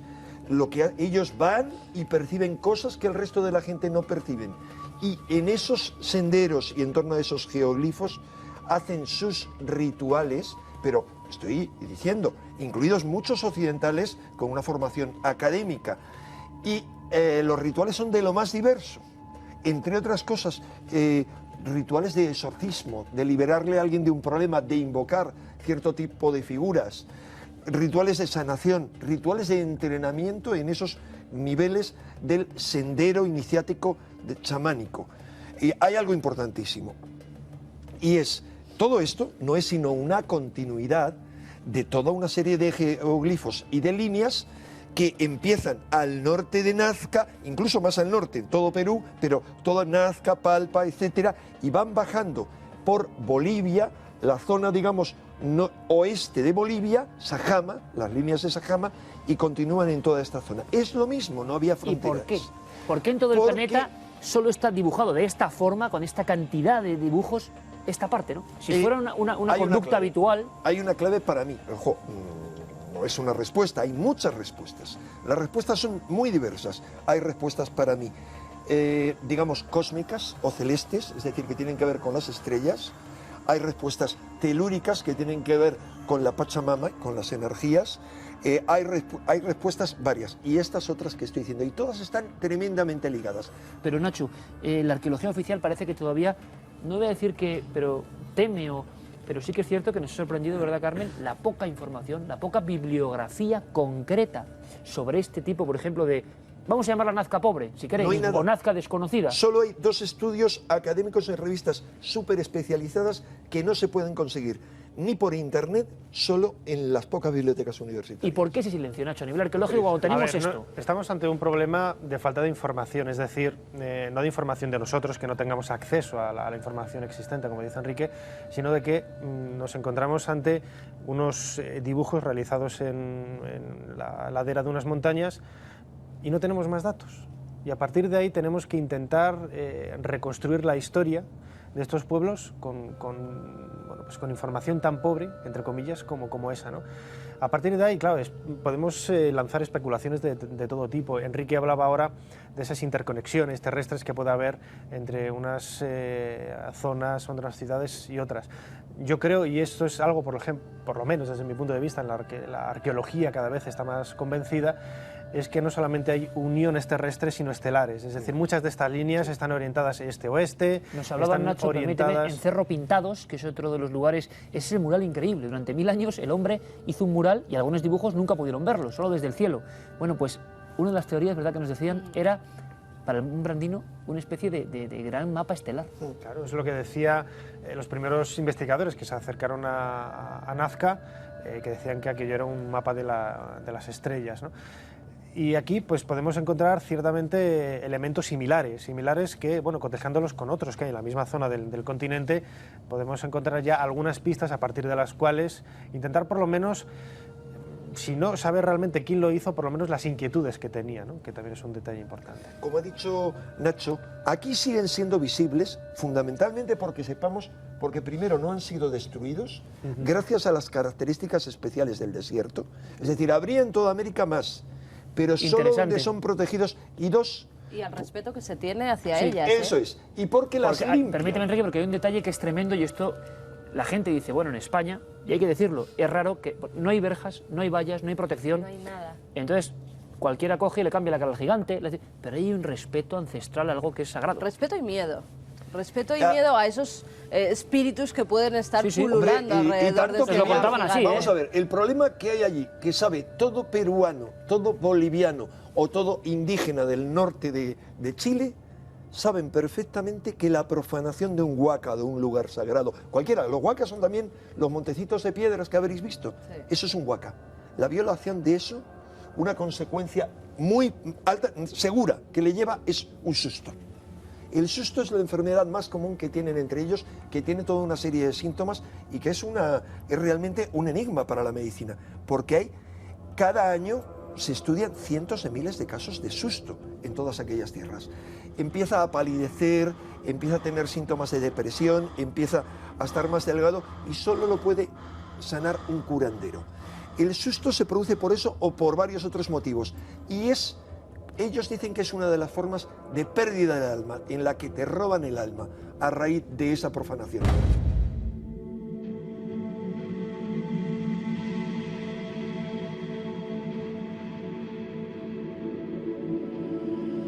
No sé tú cuál es la figura o la impresión general que te dio todo esto, pero sí que es verdad que la muerte lo rodea todo. Hablaba Enrique de que la brujería, también la maligna, ha andado por el lugar porque nos habían contado casos de enterramientos prematuros, bajo el búho ese, enterramientos prematuros y un sinfín de cosas. Y no solamente eso, hablaba Enrique de esa mala suerte que trae el robar alguna de esas piedras de los montículos que había allí, pero es que también las animitas, en la actualidad pasa exactamente lo mismo. El destruirlas te va a traer mala suerte, trae a esos malos espíritus hacia ti, con lo cual en la antigüedad eran las piedras, en la actualidad son las animitas que te vas encontrando por las carreteras. Esas animitas que para unos son milagrosas, porque en Santiago, precisamente en la estación central que vimos, hay una animita de un personaje muy curioso. Salía del hospital, es apaleado y le dan muerte precisamente en los muros de esa central.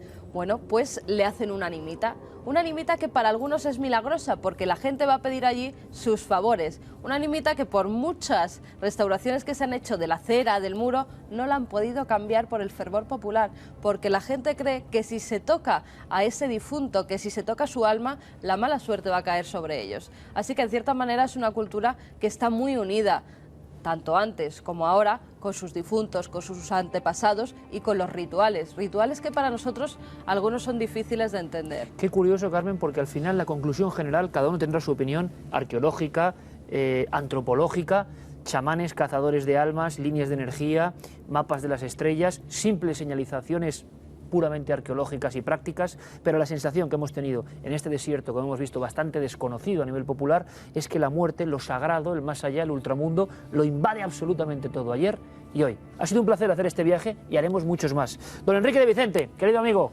muchísimas gracias. Muchas gracias y me ha encantado viajar esta noche con vosotros, pues por estos senderos de luz, por estos senderos hacia otros mundos. Claro que sí, Enrique, y lo seguiremos haciendo. Esa es la misión principal de la nave del misterio. Nacho, qué alegría verte de nuevo, cuarta temporada seguro que con muchas cosas, y pronto te invito, os invito a otro viaje arqueológico alucinante. Gracias, Nacho. Gracias a vosotros. Y Carmen, ¿qué te parece si ahora vamos con noticias? Porque además, bueno, no digo más, hay sorpresas. Muchas sorpresas que iremos viendo a lo largo de estos programas. Bueno, vamos con ellas. Noticias de Cuarto Milenio.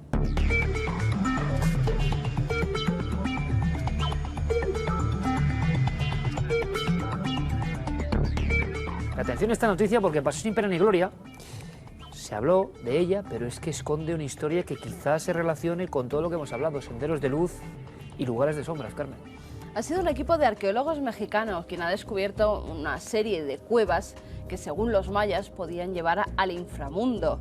Dentro de una de las cuevas han localizado una calzada de casi 100 metros de largo, similar a las del enclave maya de Chichén Itzá, que lleva hasta una columna de estalactitas y estalamitas que se asemeja a una ceiba, el árbol de la vida para los mayas.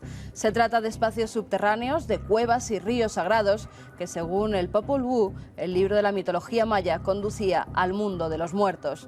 Los arqueólogos creen que los espacios de culto hallados tenían como objeto reverenciar a Xibalbá. Además, se han hallado restos óseos humanos y ofrendas funerarias, entre ellos una vasija de hace 1900 años. El investigador de Anda Alanis, de la Universidad Autónoma de Yucatán, nos habla de este gran descubrimiento. Como todas las cuevas mayas, contiene material arqueológico que nos puede dar mucha información de todo lo que era el culto al cenote y a las cuevas en general. En particular, este lugar es importante porque hemos encontrado dos templos muy elaborados construidos dentro de una zona de la cueva que es muy inaccesible. En suma, cuevas y cenotes no solamente tenían una función práctica en el sentido de obtener agua para la vida diaria, sino que también tenían un componente ritual muy importante y muy fuerte, que es su ser la entrada, servir como entrada al inframundo maya. Al final del programa me gustaría comentarles algo que relaciona muerte y arqueología. Siempre hay esa conexión, ¿no? Pero en España. Muy curioso, me ha venido a la mente con esto. Por cierto, ¿se acuerdan de los archivos OVNI ingleses y franceses? Le toca el turno, ni más ni menos que a Ecuador. Pues sí, el gobierno de Ecuador ha decidido desclasificar los archivos OVNI. Entre los papeles hay 44 testimonios de personas pertenecientes a la Fuerza Aérea de Ecuador, así como decenas de fotografías, 12 vídeos y muchas noticias que aluden a los objetos volantes no identificados. La Comisión Ecuatoriana para la Investigación del Fenómeno OVNI ha sido autorizada por el presidente de ese país, Rafael Correa, con el objetivo de que exista una transparencia informativa. De los avistamientos que han tenido las Fuerzas Armadas, el 50% corresponden a la fuerza terrestre, el 25% a la aérea y el resto a la marina. Algunos piensan que el avistamiento que tuvo el presidente Correa en 1989, cuando se encontraba en Bélgica, y el del vicepresidente Lenín Moreno, que observó un ovni cuando se encontraba pescando en la laguna de Puyano, han hecho que se puedan desclasificar todos estos documentos. Presidente y vicepresidente, testigos OVNI. Bien curioso. Curioso fue el momento de la trepanación, ¿se acuerdan? La temporada pasada, con los mismos protagonistas que ya han estado aquí, Juan Villa y el doctor Cabrera. Hablábamos de trepanaciones. Esta tuvo que ser una trepanación dolorosa, Carmen. Arqueólogos alemanes han encontrado un cráneo que al parecer perteneció a un legionario romano y que está atravesado por un clavo de hierro. El hallazgo se ha producido en la región de Mosela, en Alemania, y aparentemente se trata de un trofeo de guerra celta, resultado de una batalla ocurrida cerca del año 50 a.C. Se trata de la primera cabeza trofeo que se halla en tan buen estado en Alemania y, según los expertos, es posible que la calavera haya pertenecido a un legionario de las huestes de Julio César. La calavera se encontró en el sitio de un asentamiento celta. Entre los celtas era costumbre colgar los cráneos de los enemigos vencidos en el marco de las puertas de sus casas. Hace un año, tal día como hoy o tal noche como esta, yo hablaba de mundo insólito y dábamos rienda suelta a este mundo realmente enigmático y sorprendente. Y les agradezco la acogida que ha tenido esta sección. Sin más preámbulos, ya lo saben, mundo insólito.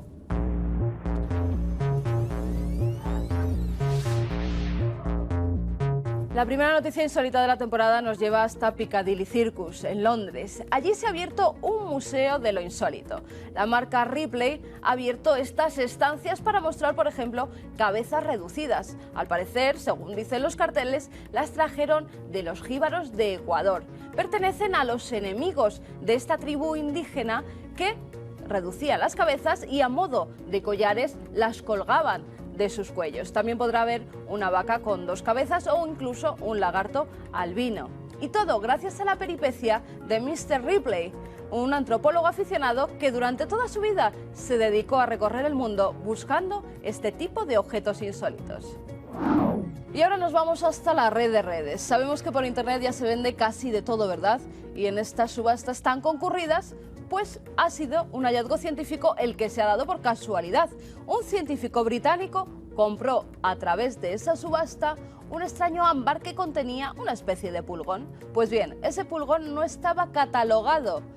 Resulta que tiene entre 35 y 50 millones de años y la ciencia desconocía su existencia. La red de redes, en este caso, nos ha dado un buen hallazgo científico. Y hablando de animales, nos vamos hasta Venezuela. Allí un estudiante de biología ha muerto en trágicas circunstancias. Estaba estudiando el comportamiento de una pitón de Birmania de 3 metros. Se descuidó, esta le asfixió, le clavó los dientes en el cuello y después comenzó a tragárselo.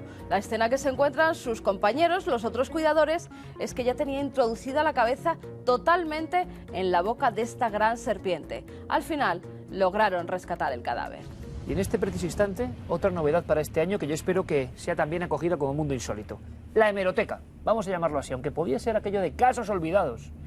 ¿Cuántos secretos, cuántos misterios en los viejos periódicos españoles?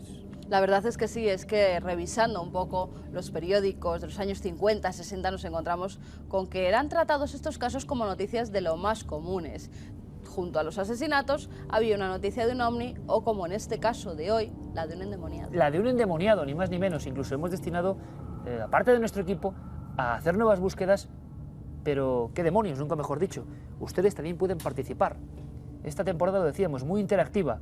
Si tienen recortes, si tienen prensa antigua, si quieren contribuir, como ocurre con el gran mural de nuestra zona fotográfica, a estos recortes para que no sean olvidados, ya lo saben, esas direcciones absolutamente clásicas. Ahora, si me lo permiten, abro el archivo de nuestra hemeroteca.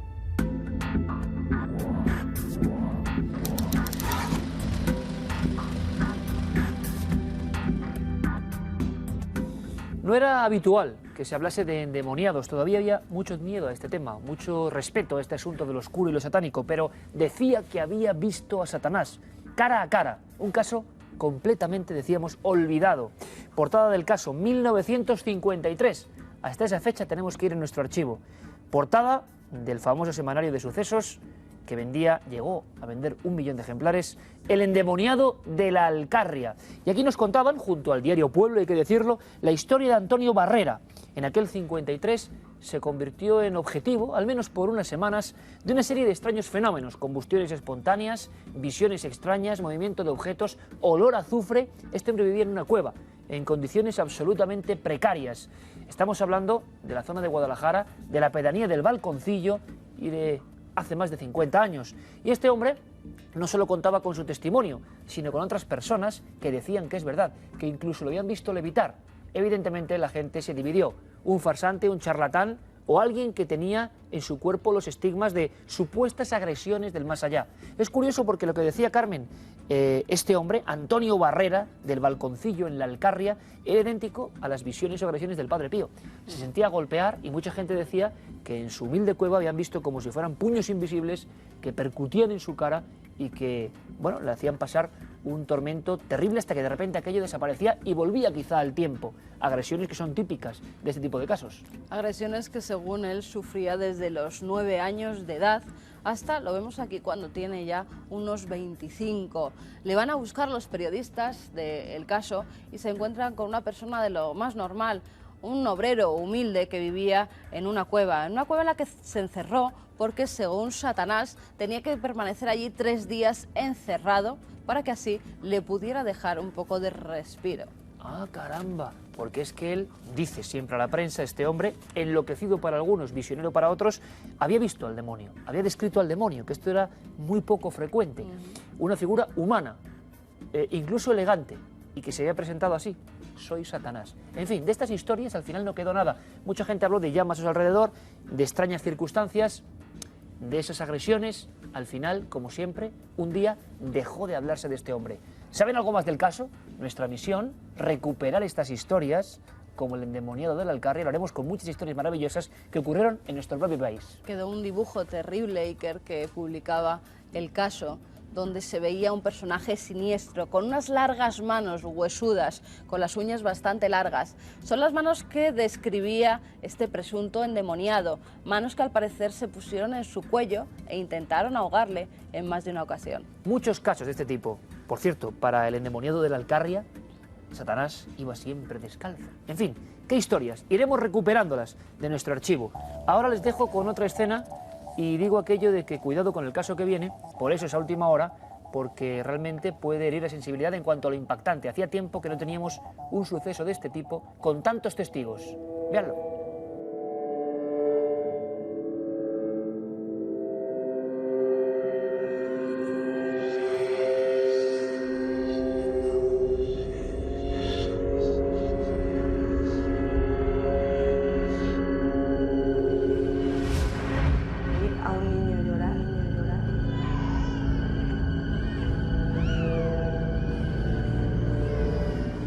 La escena que acaban de ver es un testimonio. Así nos lo contaron y así nos lo van a contar esta noche en nuestra nave del misterio.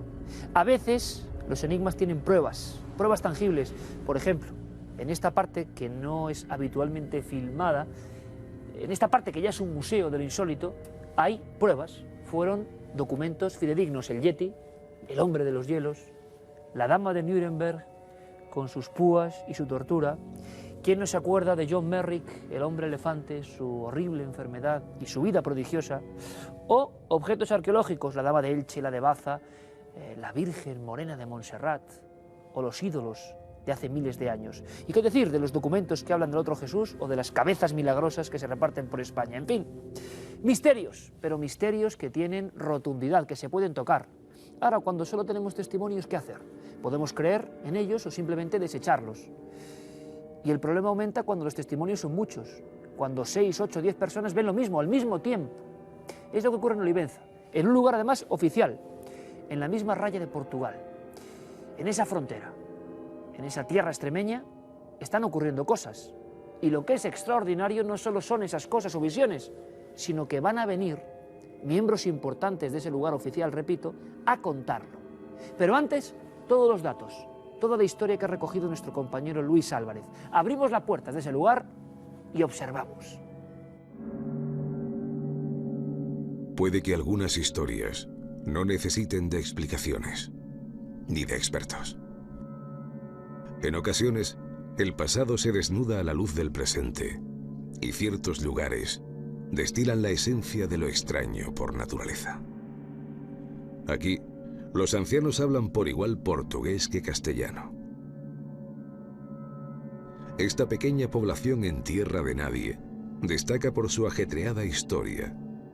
Su propia frontera es un fantasma. En el antiguo convento de Olivenza, por fuera todo parece normal. Puertas adentro, nada parece real.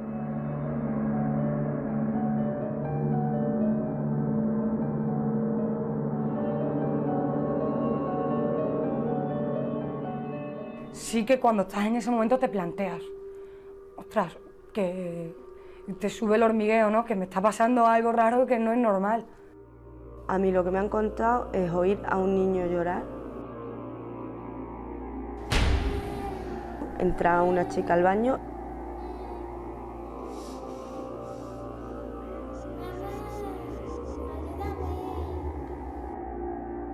Y salí a decirme, había un niño llorando en el baño, y yo decirle, no había nadie en el baño.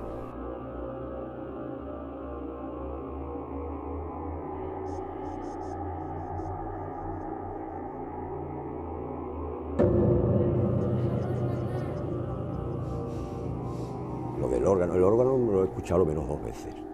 Y lo de la niña también 2 veces. Sí, como un grito, ¿no? Lo curioso es que cuando visualizaba, cuando miraba, fijamente, directamente, no veía nada.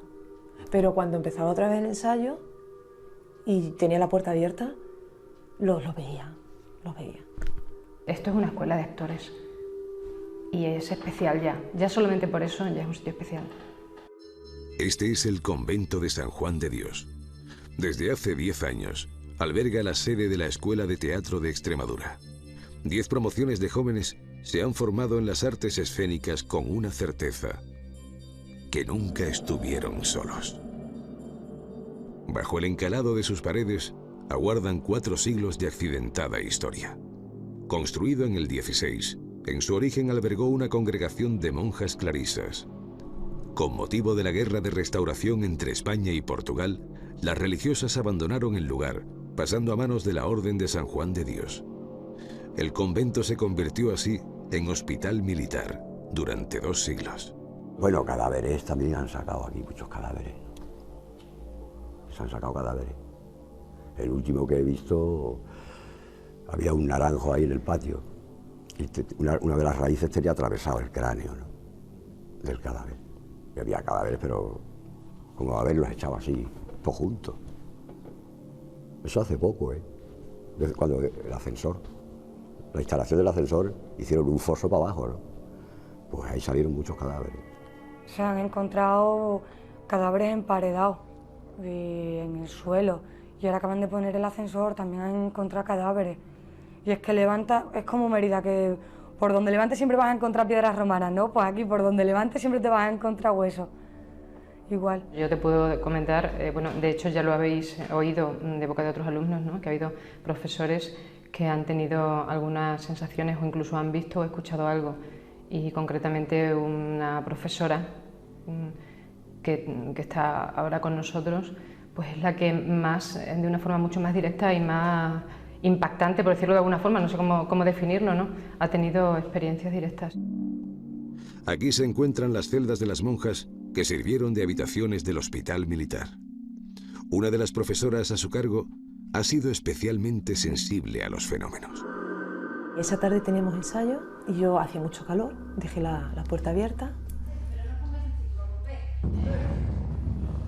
y sentía y vi que conforme estábamos las chicas, los alumnos estaban ensayando en el escenario, y yo notaba con la puerta abierta cómo con la visión periférica abierta veía una serie de sombras deambulando por el pasillo.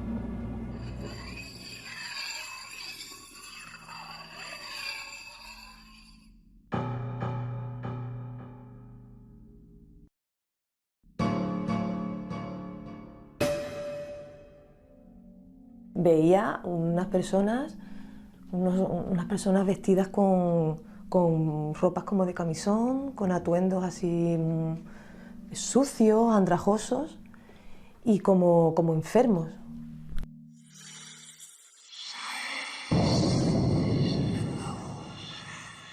Me acuerdo otra vez que bajando las escaleras tuve otra visión de un enfermo cruzando, pero cruzaba por un espacio que era de pared a pared.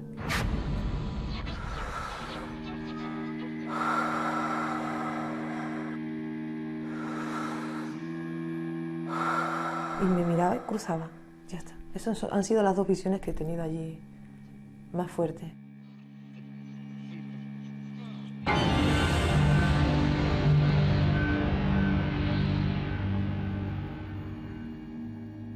Puede que estos jóvenes actores posean una sensibilidad especial que los haga más receptivos. Puede que el ejercicio de esta bella profesión acentúe aún más esa sensibilidad.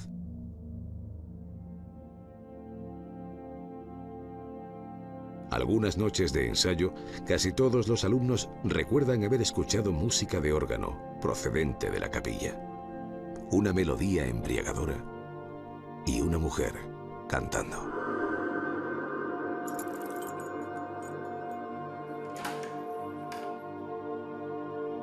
En la sala contigua, una madrugada de ensayo intenso, sucedió algo que no estaba previsto en el guión.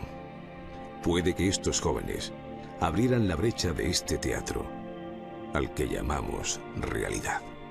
Fue una invocación que se realizó dentro de una parte de una obra, de un ensayo, a altas horas de la madrugada, creo que eran las 2, se quedaron los chicos a ensayar con una profesora. Ese día precisamente llegamos a las 11, serían sobre las 11 de la noche, y nada, nos dispusimos a calentar, cambiarnos la ropa y tal, un poquito calentamiento vocal y corporal. Era un trabajo experimental que estábamos haciendo con un coro. Entonces nosotros hacíamos la parte actoral. En determinadas partes había un poema de Lorca y todo el hilo conductor era Spiritus Aeternus, espíritu eterno, que se refería en nuestro caso al espíritu de la música como hilo conductor.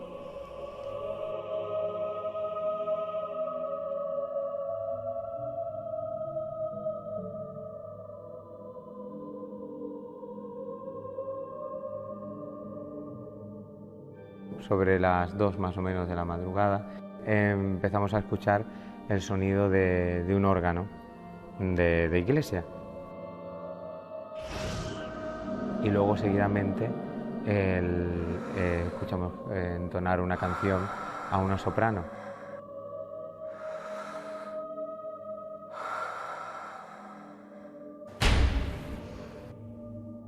Puede que el ejercicio de algunas disciplinas predispongan a abrir la puerta a otros mundos. Los muros de San Juan de Dios guardan un secreto inconfesable. Dicen los ancianos de Olivenza que muchos de sus vecinos fueron fusilados en el patio durante la guerra civil y arrojados al pozo. La verdad solo busca un camino, y pronto los cimientos serán removidos, esta vez de forma definitiva.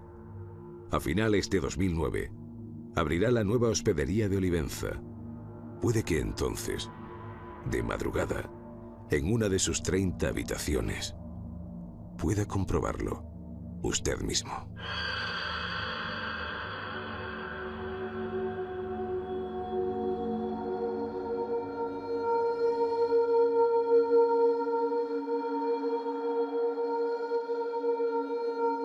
La verdad es que hay algunas escenas de la recreación de este caso efectuadas por nuestro compañero Manuel Romo que son difíciles de olvidar, ¿eh? Eso del niño parece que impregna el inconsciente de muchas personas y que aterra, pero hay gente que lo ha vivido. Y también hay gente que ejerce su trabajo con total normalidad en este lugar. Estábamos viendo el reportaje, aquí todos en silencio, todo el equipo, y tanto Lali Martínez, jefa de estudios y profesora de arte de este lugar, como Carmen Martínez, profesora de interpretación, asentían. Y yo no sé si lo veían de forma distinta o incluso sabiendo que hay más cosas. Lali y Carmen, bienvenidas. Muchas gracias por estar aquí. Gracias a vosotros. Gracias. Estáis viendo cosas que impresionan, pero se ajustan a la realidad, es decir, no es ninguna invención. La gente, muchos, han contado esto en este lugar. Sí, además es que esto está pasando continuamente, prácticamente desde que se abrió la escuela, que fue en el año 98. Y es que siempre es una constante el tema del órgano, del niño que llora. ¿Desde hace 10 años se viene hablando de esto? Sí, yo creo que sí. Desde el inicio de la escuela se están dando, creo, estos fenómenos. Es que realmente yo llevo en la escuela 3 años, pero por lo que sé, sí. Se ha vivido con mucha normalidad dentro de lo que cabe, pero si era habitual que llegara alguien y te dijera: he escuchado llorar a alguien ahí en ese despacho. O sea, que ocurre a veces, Carmen, eso de que la gente se acaba habituando, aunque es difícil, ¿no? Pero habituando a algo que forma parte de la historia del sitio. Yo creo que hasta que no te pasa, pues un poco dices, bueno, a lo mejor es que está, no sé, se ha confundido, pero ya han pasado muchas cosas como para que no lo planteemos y nos empecemos a contar entre nosotros cosas que a lo mejor le había pasado a uno puntualmente. ¿Y han coincidido testimonios diferentes o personas distintas? Sí, el tema de llorar un niño, yo no sabía que Meme lo había escuchado, y sí otra persona que había trabajado en el centro me lo dijo a mí. Entró en el despacho y me dice: ¿hay alguien llorando ahí? El tema del órgano también. El tema del órgano también, el piano. Órgano, o sea, que eso es algo inconfundible, que no es un sonido que, digamos, lo que alguien puede pensar, un llanto de un niño podría ser, ¿no? Mucha gente a nivel estético diría un felino, lo que sea, pero claro, un órgano tocando es algo que además vosotros perfectamente identificáis, ¿no? Por vuestra profesión. Sí, el tema del órgano, y además es que es curioso porque mucha gente entra en la escuela y no sabe nada, porque realmente fuera de la escuela tampoco trasciende. De alguna forma hoy estamos... Sí, efectivamente, yo de hecho cuando entré allí yo no sabía nada, no es que la gente ya vaya preparada o sugestionada porque haya oído hablar del tema, ¿verdad? Es un tema que fuera de la escuela, de hecho la mayor parte de la gente de Olivenza, yo creo, tampoco tiene mucha idea del tema ¿no? que tenemos allí. Qué curioso, un lugar, por cierto, Olivenza maravilloso, donde ha habido otros misterios, y hemos contado alguno aquí, la historia de la niña Antonia Batista, que también, por cierto, ese reportaje de uno de los primeros expedientes X españoles, esa niña de Olivenza, lo hizo también Luis Álvarez. Luis, bienvenido a esta 4ª temporada. Buenas noches, ¿qué tal? ¿Cómo estás? Muy bien. Impresionado con este caso, me decías que disfrutaste de la investigación y además agradecemos la valentía, ¿no? Porque mucha gente puede decir, de esto no se puede hablar, de esto hay que... La gente tranquilamente cuenta que esto se comenta y es de agradecer, ¿no? Más que impresionado, sorprendido, porque la primera vez que llegamos nos hablaron de ese programa que habíamos hecho en Milenio 3, en el que hablábamos de Antonia Batista, que hablaba latín, y que es un caso que emitimos sobre Villafranca de los Barros. No sé si se acordará la audiencia. En cualquier caso, yo no recordaba bien el nombre latín de la con niña. 3 meses, que hay que Para latín con 3 meses, efectivamente. Entonces, ya de por sí ya es una carta de presentación perfecta, una buena coincidencia para empezar un rodaje así, ¿no? Y en este caso, ¿qué sucede? Bueno, nos enteramos por la prensa, nada menos que por el Hoy de Badajoz. Publicamos una noticia en la que se hablaba de todas estas cosas y era nada menos Lali, la jefa de estudios, la que confirmaba todo esto, avalando que todo el personal que estaba allí, sus profesores y sus alumnos, pues lo habían oído, ¿no? Y habían escuchado todo este tipo de cosas. Y como siempre, se daban una serie de características que, bueno, pasan en un montón de casos que hemos visto a lo largo de los 3 años de programa que llevamos, Iker, y que son siempre los mismos. Hay cuerpos enterrados en conventos, en monasterios, hay gente emparedada, como es el caso de este, y ya lo hablaremos ahora.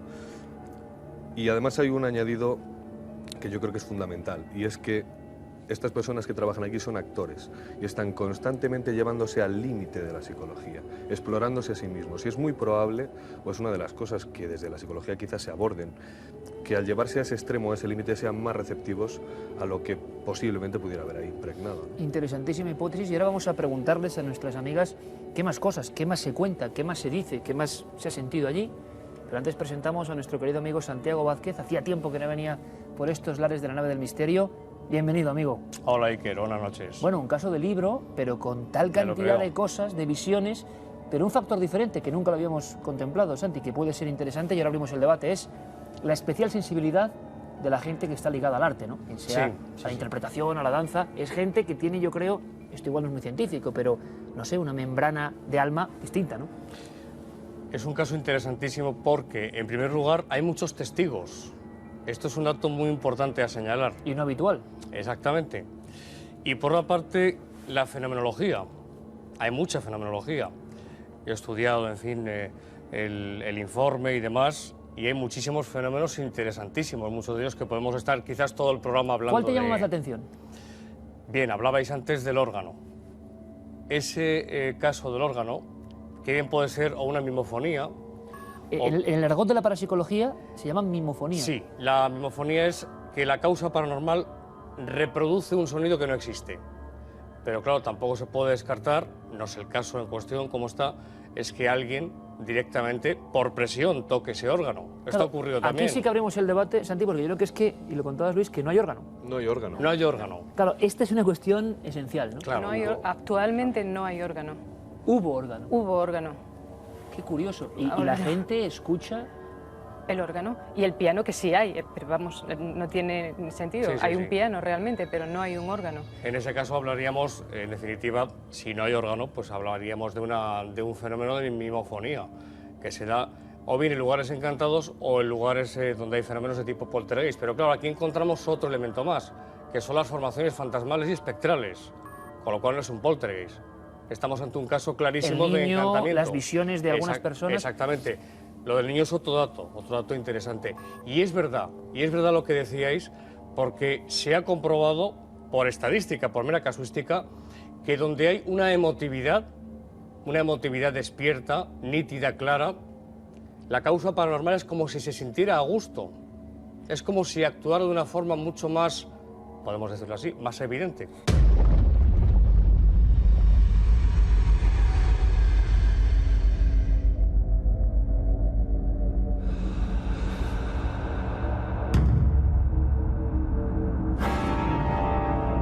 El resto serían los fenómenos audibles, vamos a llamarlo. Sí, efectivamente, el resto es el órgano, la soprano, golpes en la puerta, el último día. ¿Golpes en la puerta? Sí, algún golpe en la puerta. Golpes tipo, como si alguien llamase. Sí. Es otro clásico, ¿eh? Otro clásico. Eso fue además el último día, el día que estaban haciendo el ensayo, el curso de segundo para el montaje, no, tercero, el montaje de tercero. Sí. Se encerraron, estaban solos completamente, era un domingo además por la tarde. Fueron a ensayar porque teníamos una representación abierta a toda la gente que quisiera ir. Y se encerraron en el aula de interpretación, en la de abajo, y estaban solos. Y se cerraban por dentro y oyeron cómo llamaban a la puerta, abrieron y lógicamente no había nadie. Pensaron que iba a ser Carmen, que a continuación tenía un ensayo para el montaje de Cuarto, y entonces no le dieron la menor importancia, pero luego vieron que es que no había nadie, estaban solos en el... Algo que reclama la atención, me hablabais de un reloj también. Sí. Comentabais un reloj o otros Sí. fenómenos incluso que no hemos contado en el reportaje. El tema del reloj, que un día yo era jefa de estudios entonces y vinieron y me dicen que se ha estropeado el reloj del aula de cuerpo. Sí. Digo, pues cámbiale la pila, ¿no? Dices que ya se la ha cambiado. Y digo, ¿y qué pasa? Es que se para a las 6. Digo, Se para siempre a las 6. Se paró a las 6, cambiamos la pila normal y el reloj funcionaba y se volvió a parar. Digo, bueno, pues cambia el reloj porque a lo mejor el reloj está estropeado. Cambiaron el reloj y al día siguiente vienen y me dicen, Carmen, ¿se ha parado el reloj a las 6? Y le dije, bueno, pues cambia el reloj de pared por, yo qué sé, por si era una cuestión magnética o no lo sé.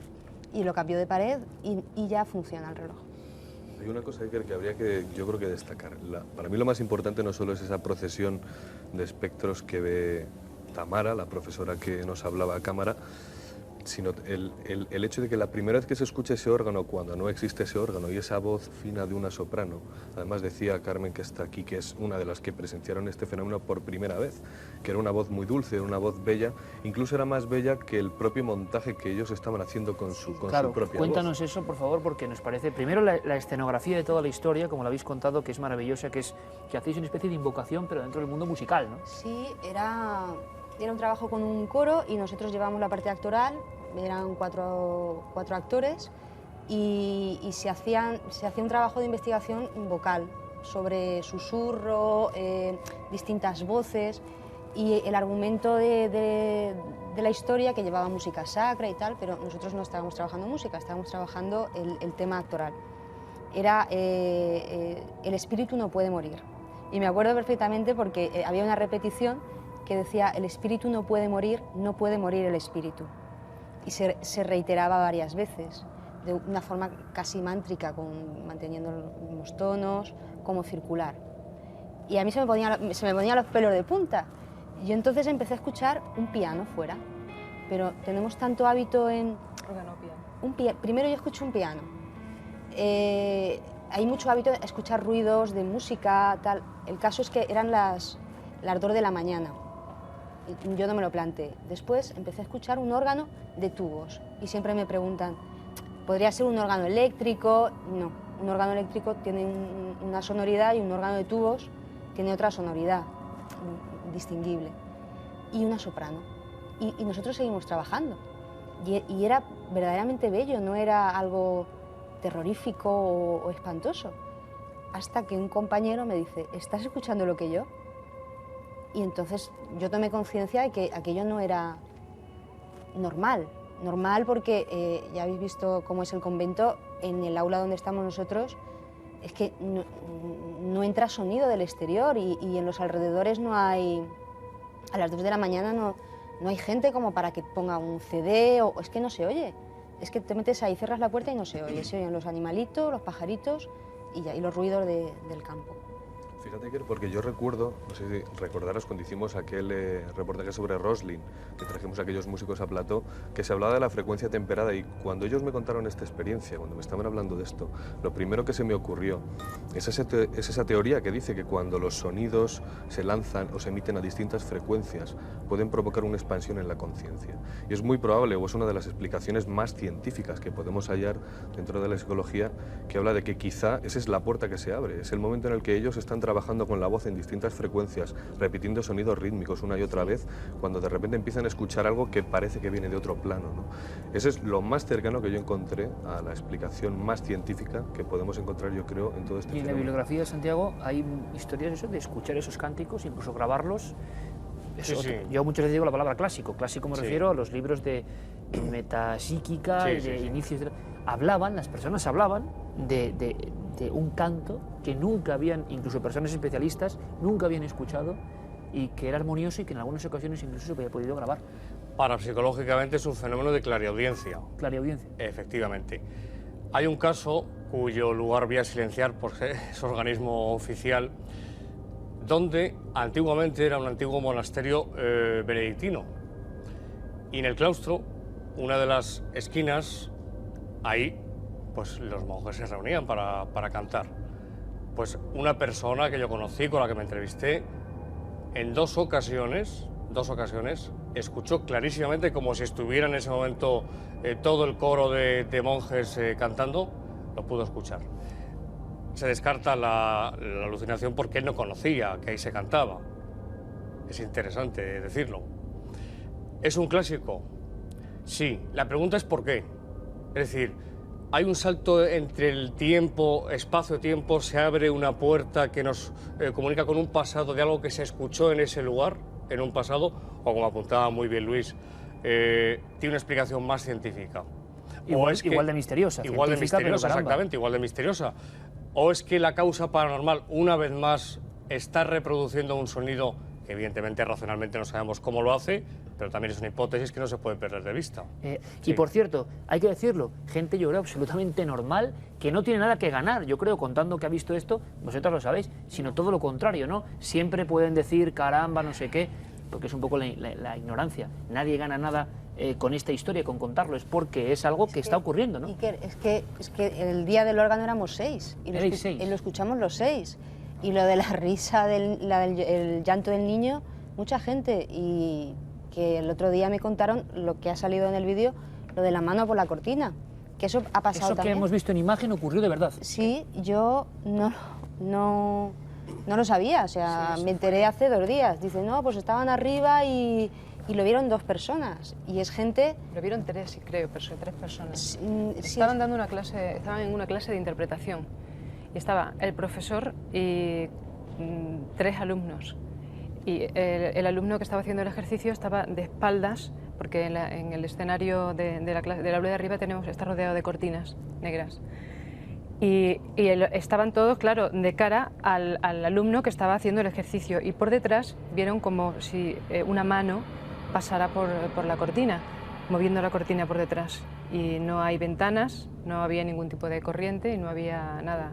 Y lo vieron, creo que fueron por lo menos 3 personas. Es que es una cosa que un profesor es muchísima también. gente, no es una cosa Profesores, alumnos, indistintamente. Sí. Oye, y una cosa, porque yo creo que lo interesante, Luis, es, pues, en lo posible, seguir investigando y ojalá descubramos algo o hacer algún tipo de búsqueda, ¿no? Pero viendo un poco la información, una cosa clave, hay miedo, es decir, ¿hasta qué punto es la inquietud, la curiosidad en un principio? Imagino que también el no creérselo, porque al principio siempre nadie se lo cree hasta que le pasa a uno, pero ¿ha llegado a haber miedo? ¿Habéis sentido inquietud en este lugar? Yo nunca.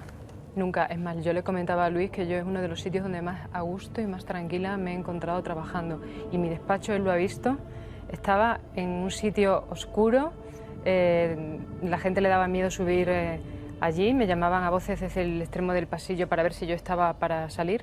Yo en ningún momento he sentido ningún tipo de inquietud, sino todo lo contrario. Pues qué interesante, porque también tú te sentías a gusto en ese lugar. Sí, muchísimo. Interesantísimo.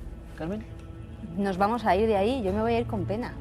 Es un lugar que te sientes a gusto y estamos bien. Si lo pienso, me asusto, pero tengo que pensarlo. ¿Te ha asustado más ver el reportaje? Sí, me ha asustado más, pero tú misma te metes miedo, dices, ay, pero realmente... Pero también es cierto otra cosa, que Tamara, por ejemplo, cosa que no sale en el reportaje, a mí me ha contado que porque ella en un principio no sabía nada de la historia, creo que cuando entró no sabía de qué iba la cosa, y ella no se sentía bien. No se sentía bien hasta el punto que no quería ir a trabajar, sentía como si le absorbiera la energía, se sentía mal, sentía malestar. Cogió de hecho un despacho en la parte de arriba y nunca fue, nunca más volvió a entrar en el despacho. Y la cosa fue a más hasta que empezó ya a tener las visiones. De verdad que es una historia, siempre nos sorprendemos, ¿no? Y España nos da siempre muestras de que, en este caso, hay elementos suficientes, pero importantísimo, gente que no tiene ningún temor, porque no hay que tenerlo, a contar simples hechos que ojalá podamos descubrir que son realmente. Y lo intentaremos con toda vuestra ayuda. La verdad es que ante todo, gracias por abrirnos las puertas de este lugar maravilloso, por todo vuestro testimonio y por estar aquí. Lali y Carmen, muchísimas gracias. Gracias. Gracias. Santiago Vázquez, compañero, habrá que seguir investigando, desde luego, lo haremos. Muchas gracias y espero verte por aquí muchas veces esta temporada. Ya sabes que es un placer siempre estar aquí con vosotros. Gracias, Santi. Buenas noches. Y Luis Álvarez, ¿qué decirte? Que iniciamos ya los trámites y ojalá tengamos sorpresas. Gracias, Luis. Muchas gracias. Y ahora me gustaría hacerles un comentario. Estén atentos, pero antes recuerden estas imágenes porque desde luego es difícil olvidarlas.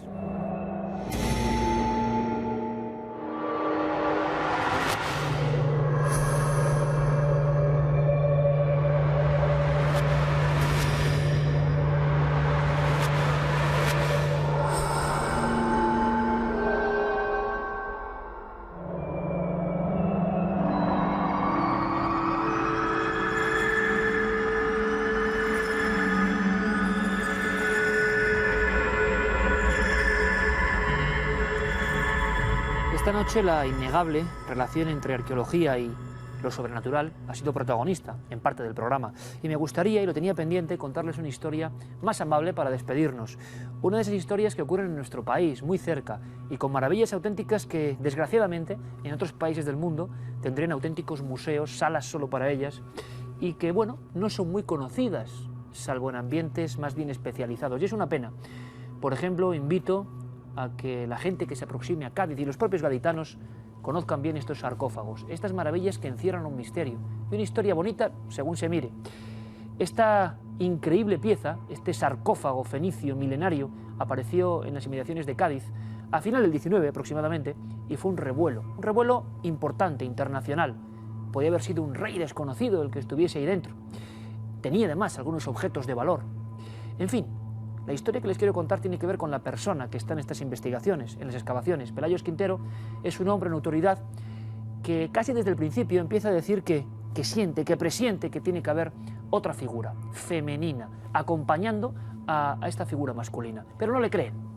La autoridad competente de aquel tiempo dice que bueno, que son ideas en que se sustentan, y él decía que efectivamente, que no solo por los estudios, sino que algo le indicaba, algo sentía de que tenía que haber otro sarcófago femenino.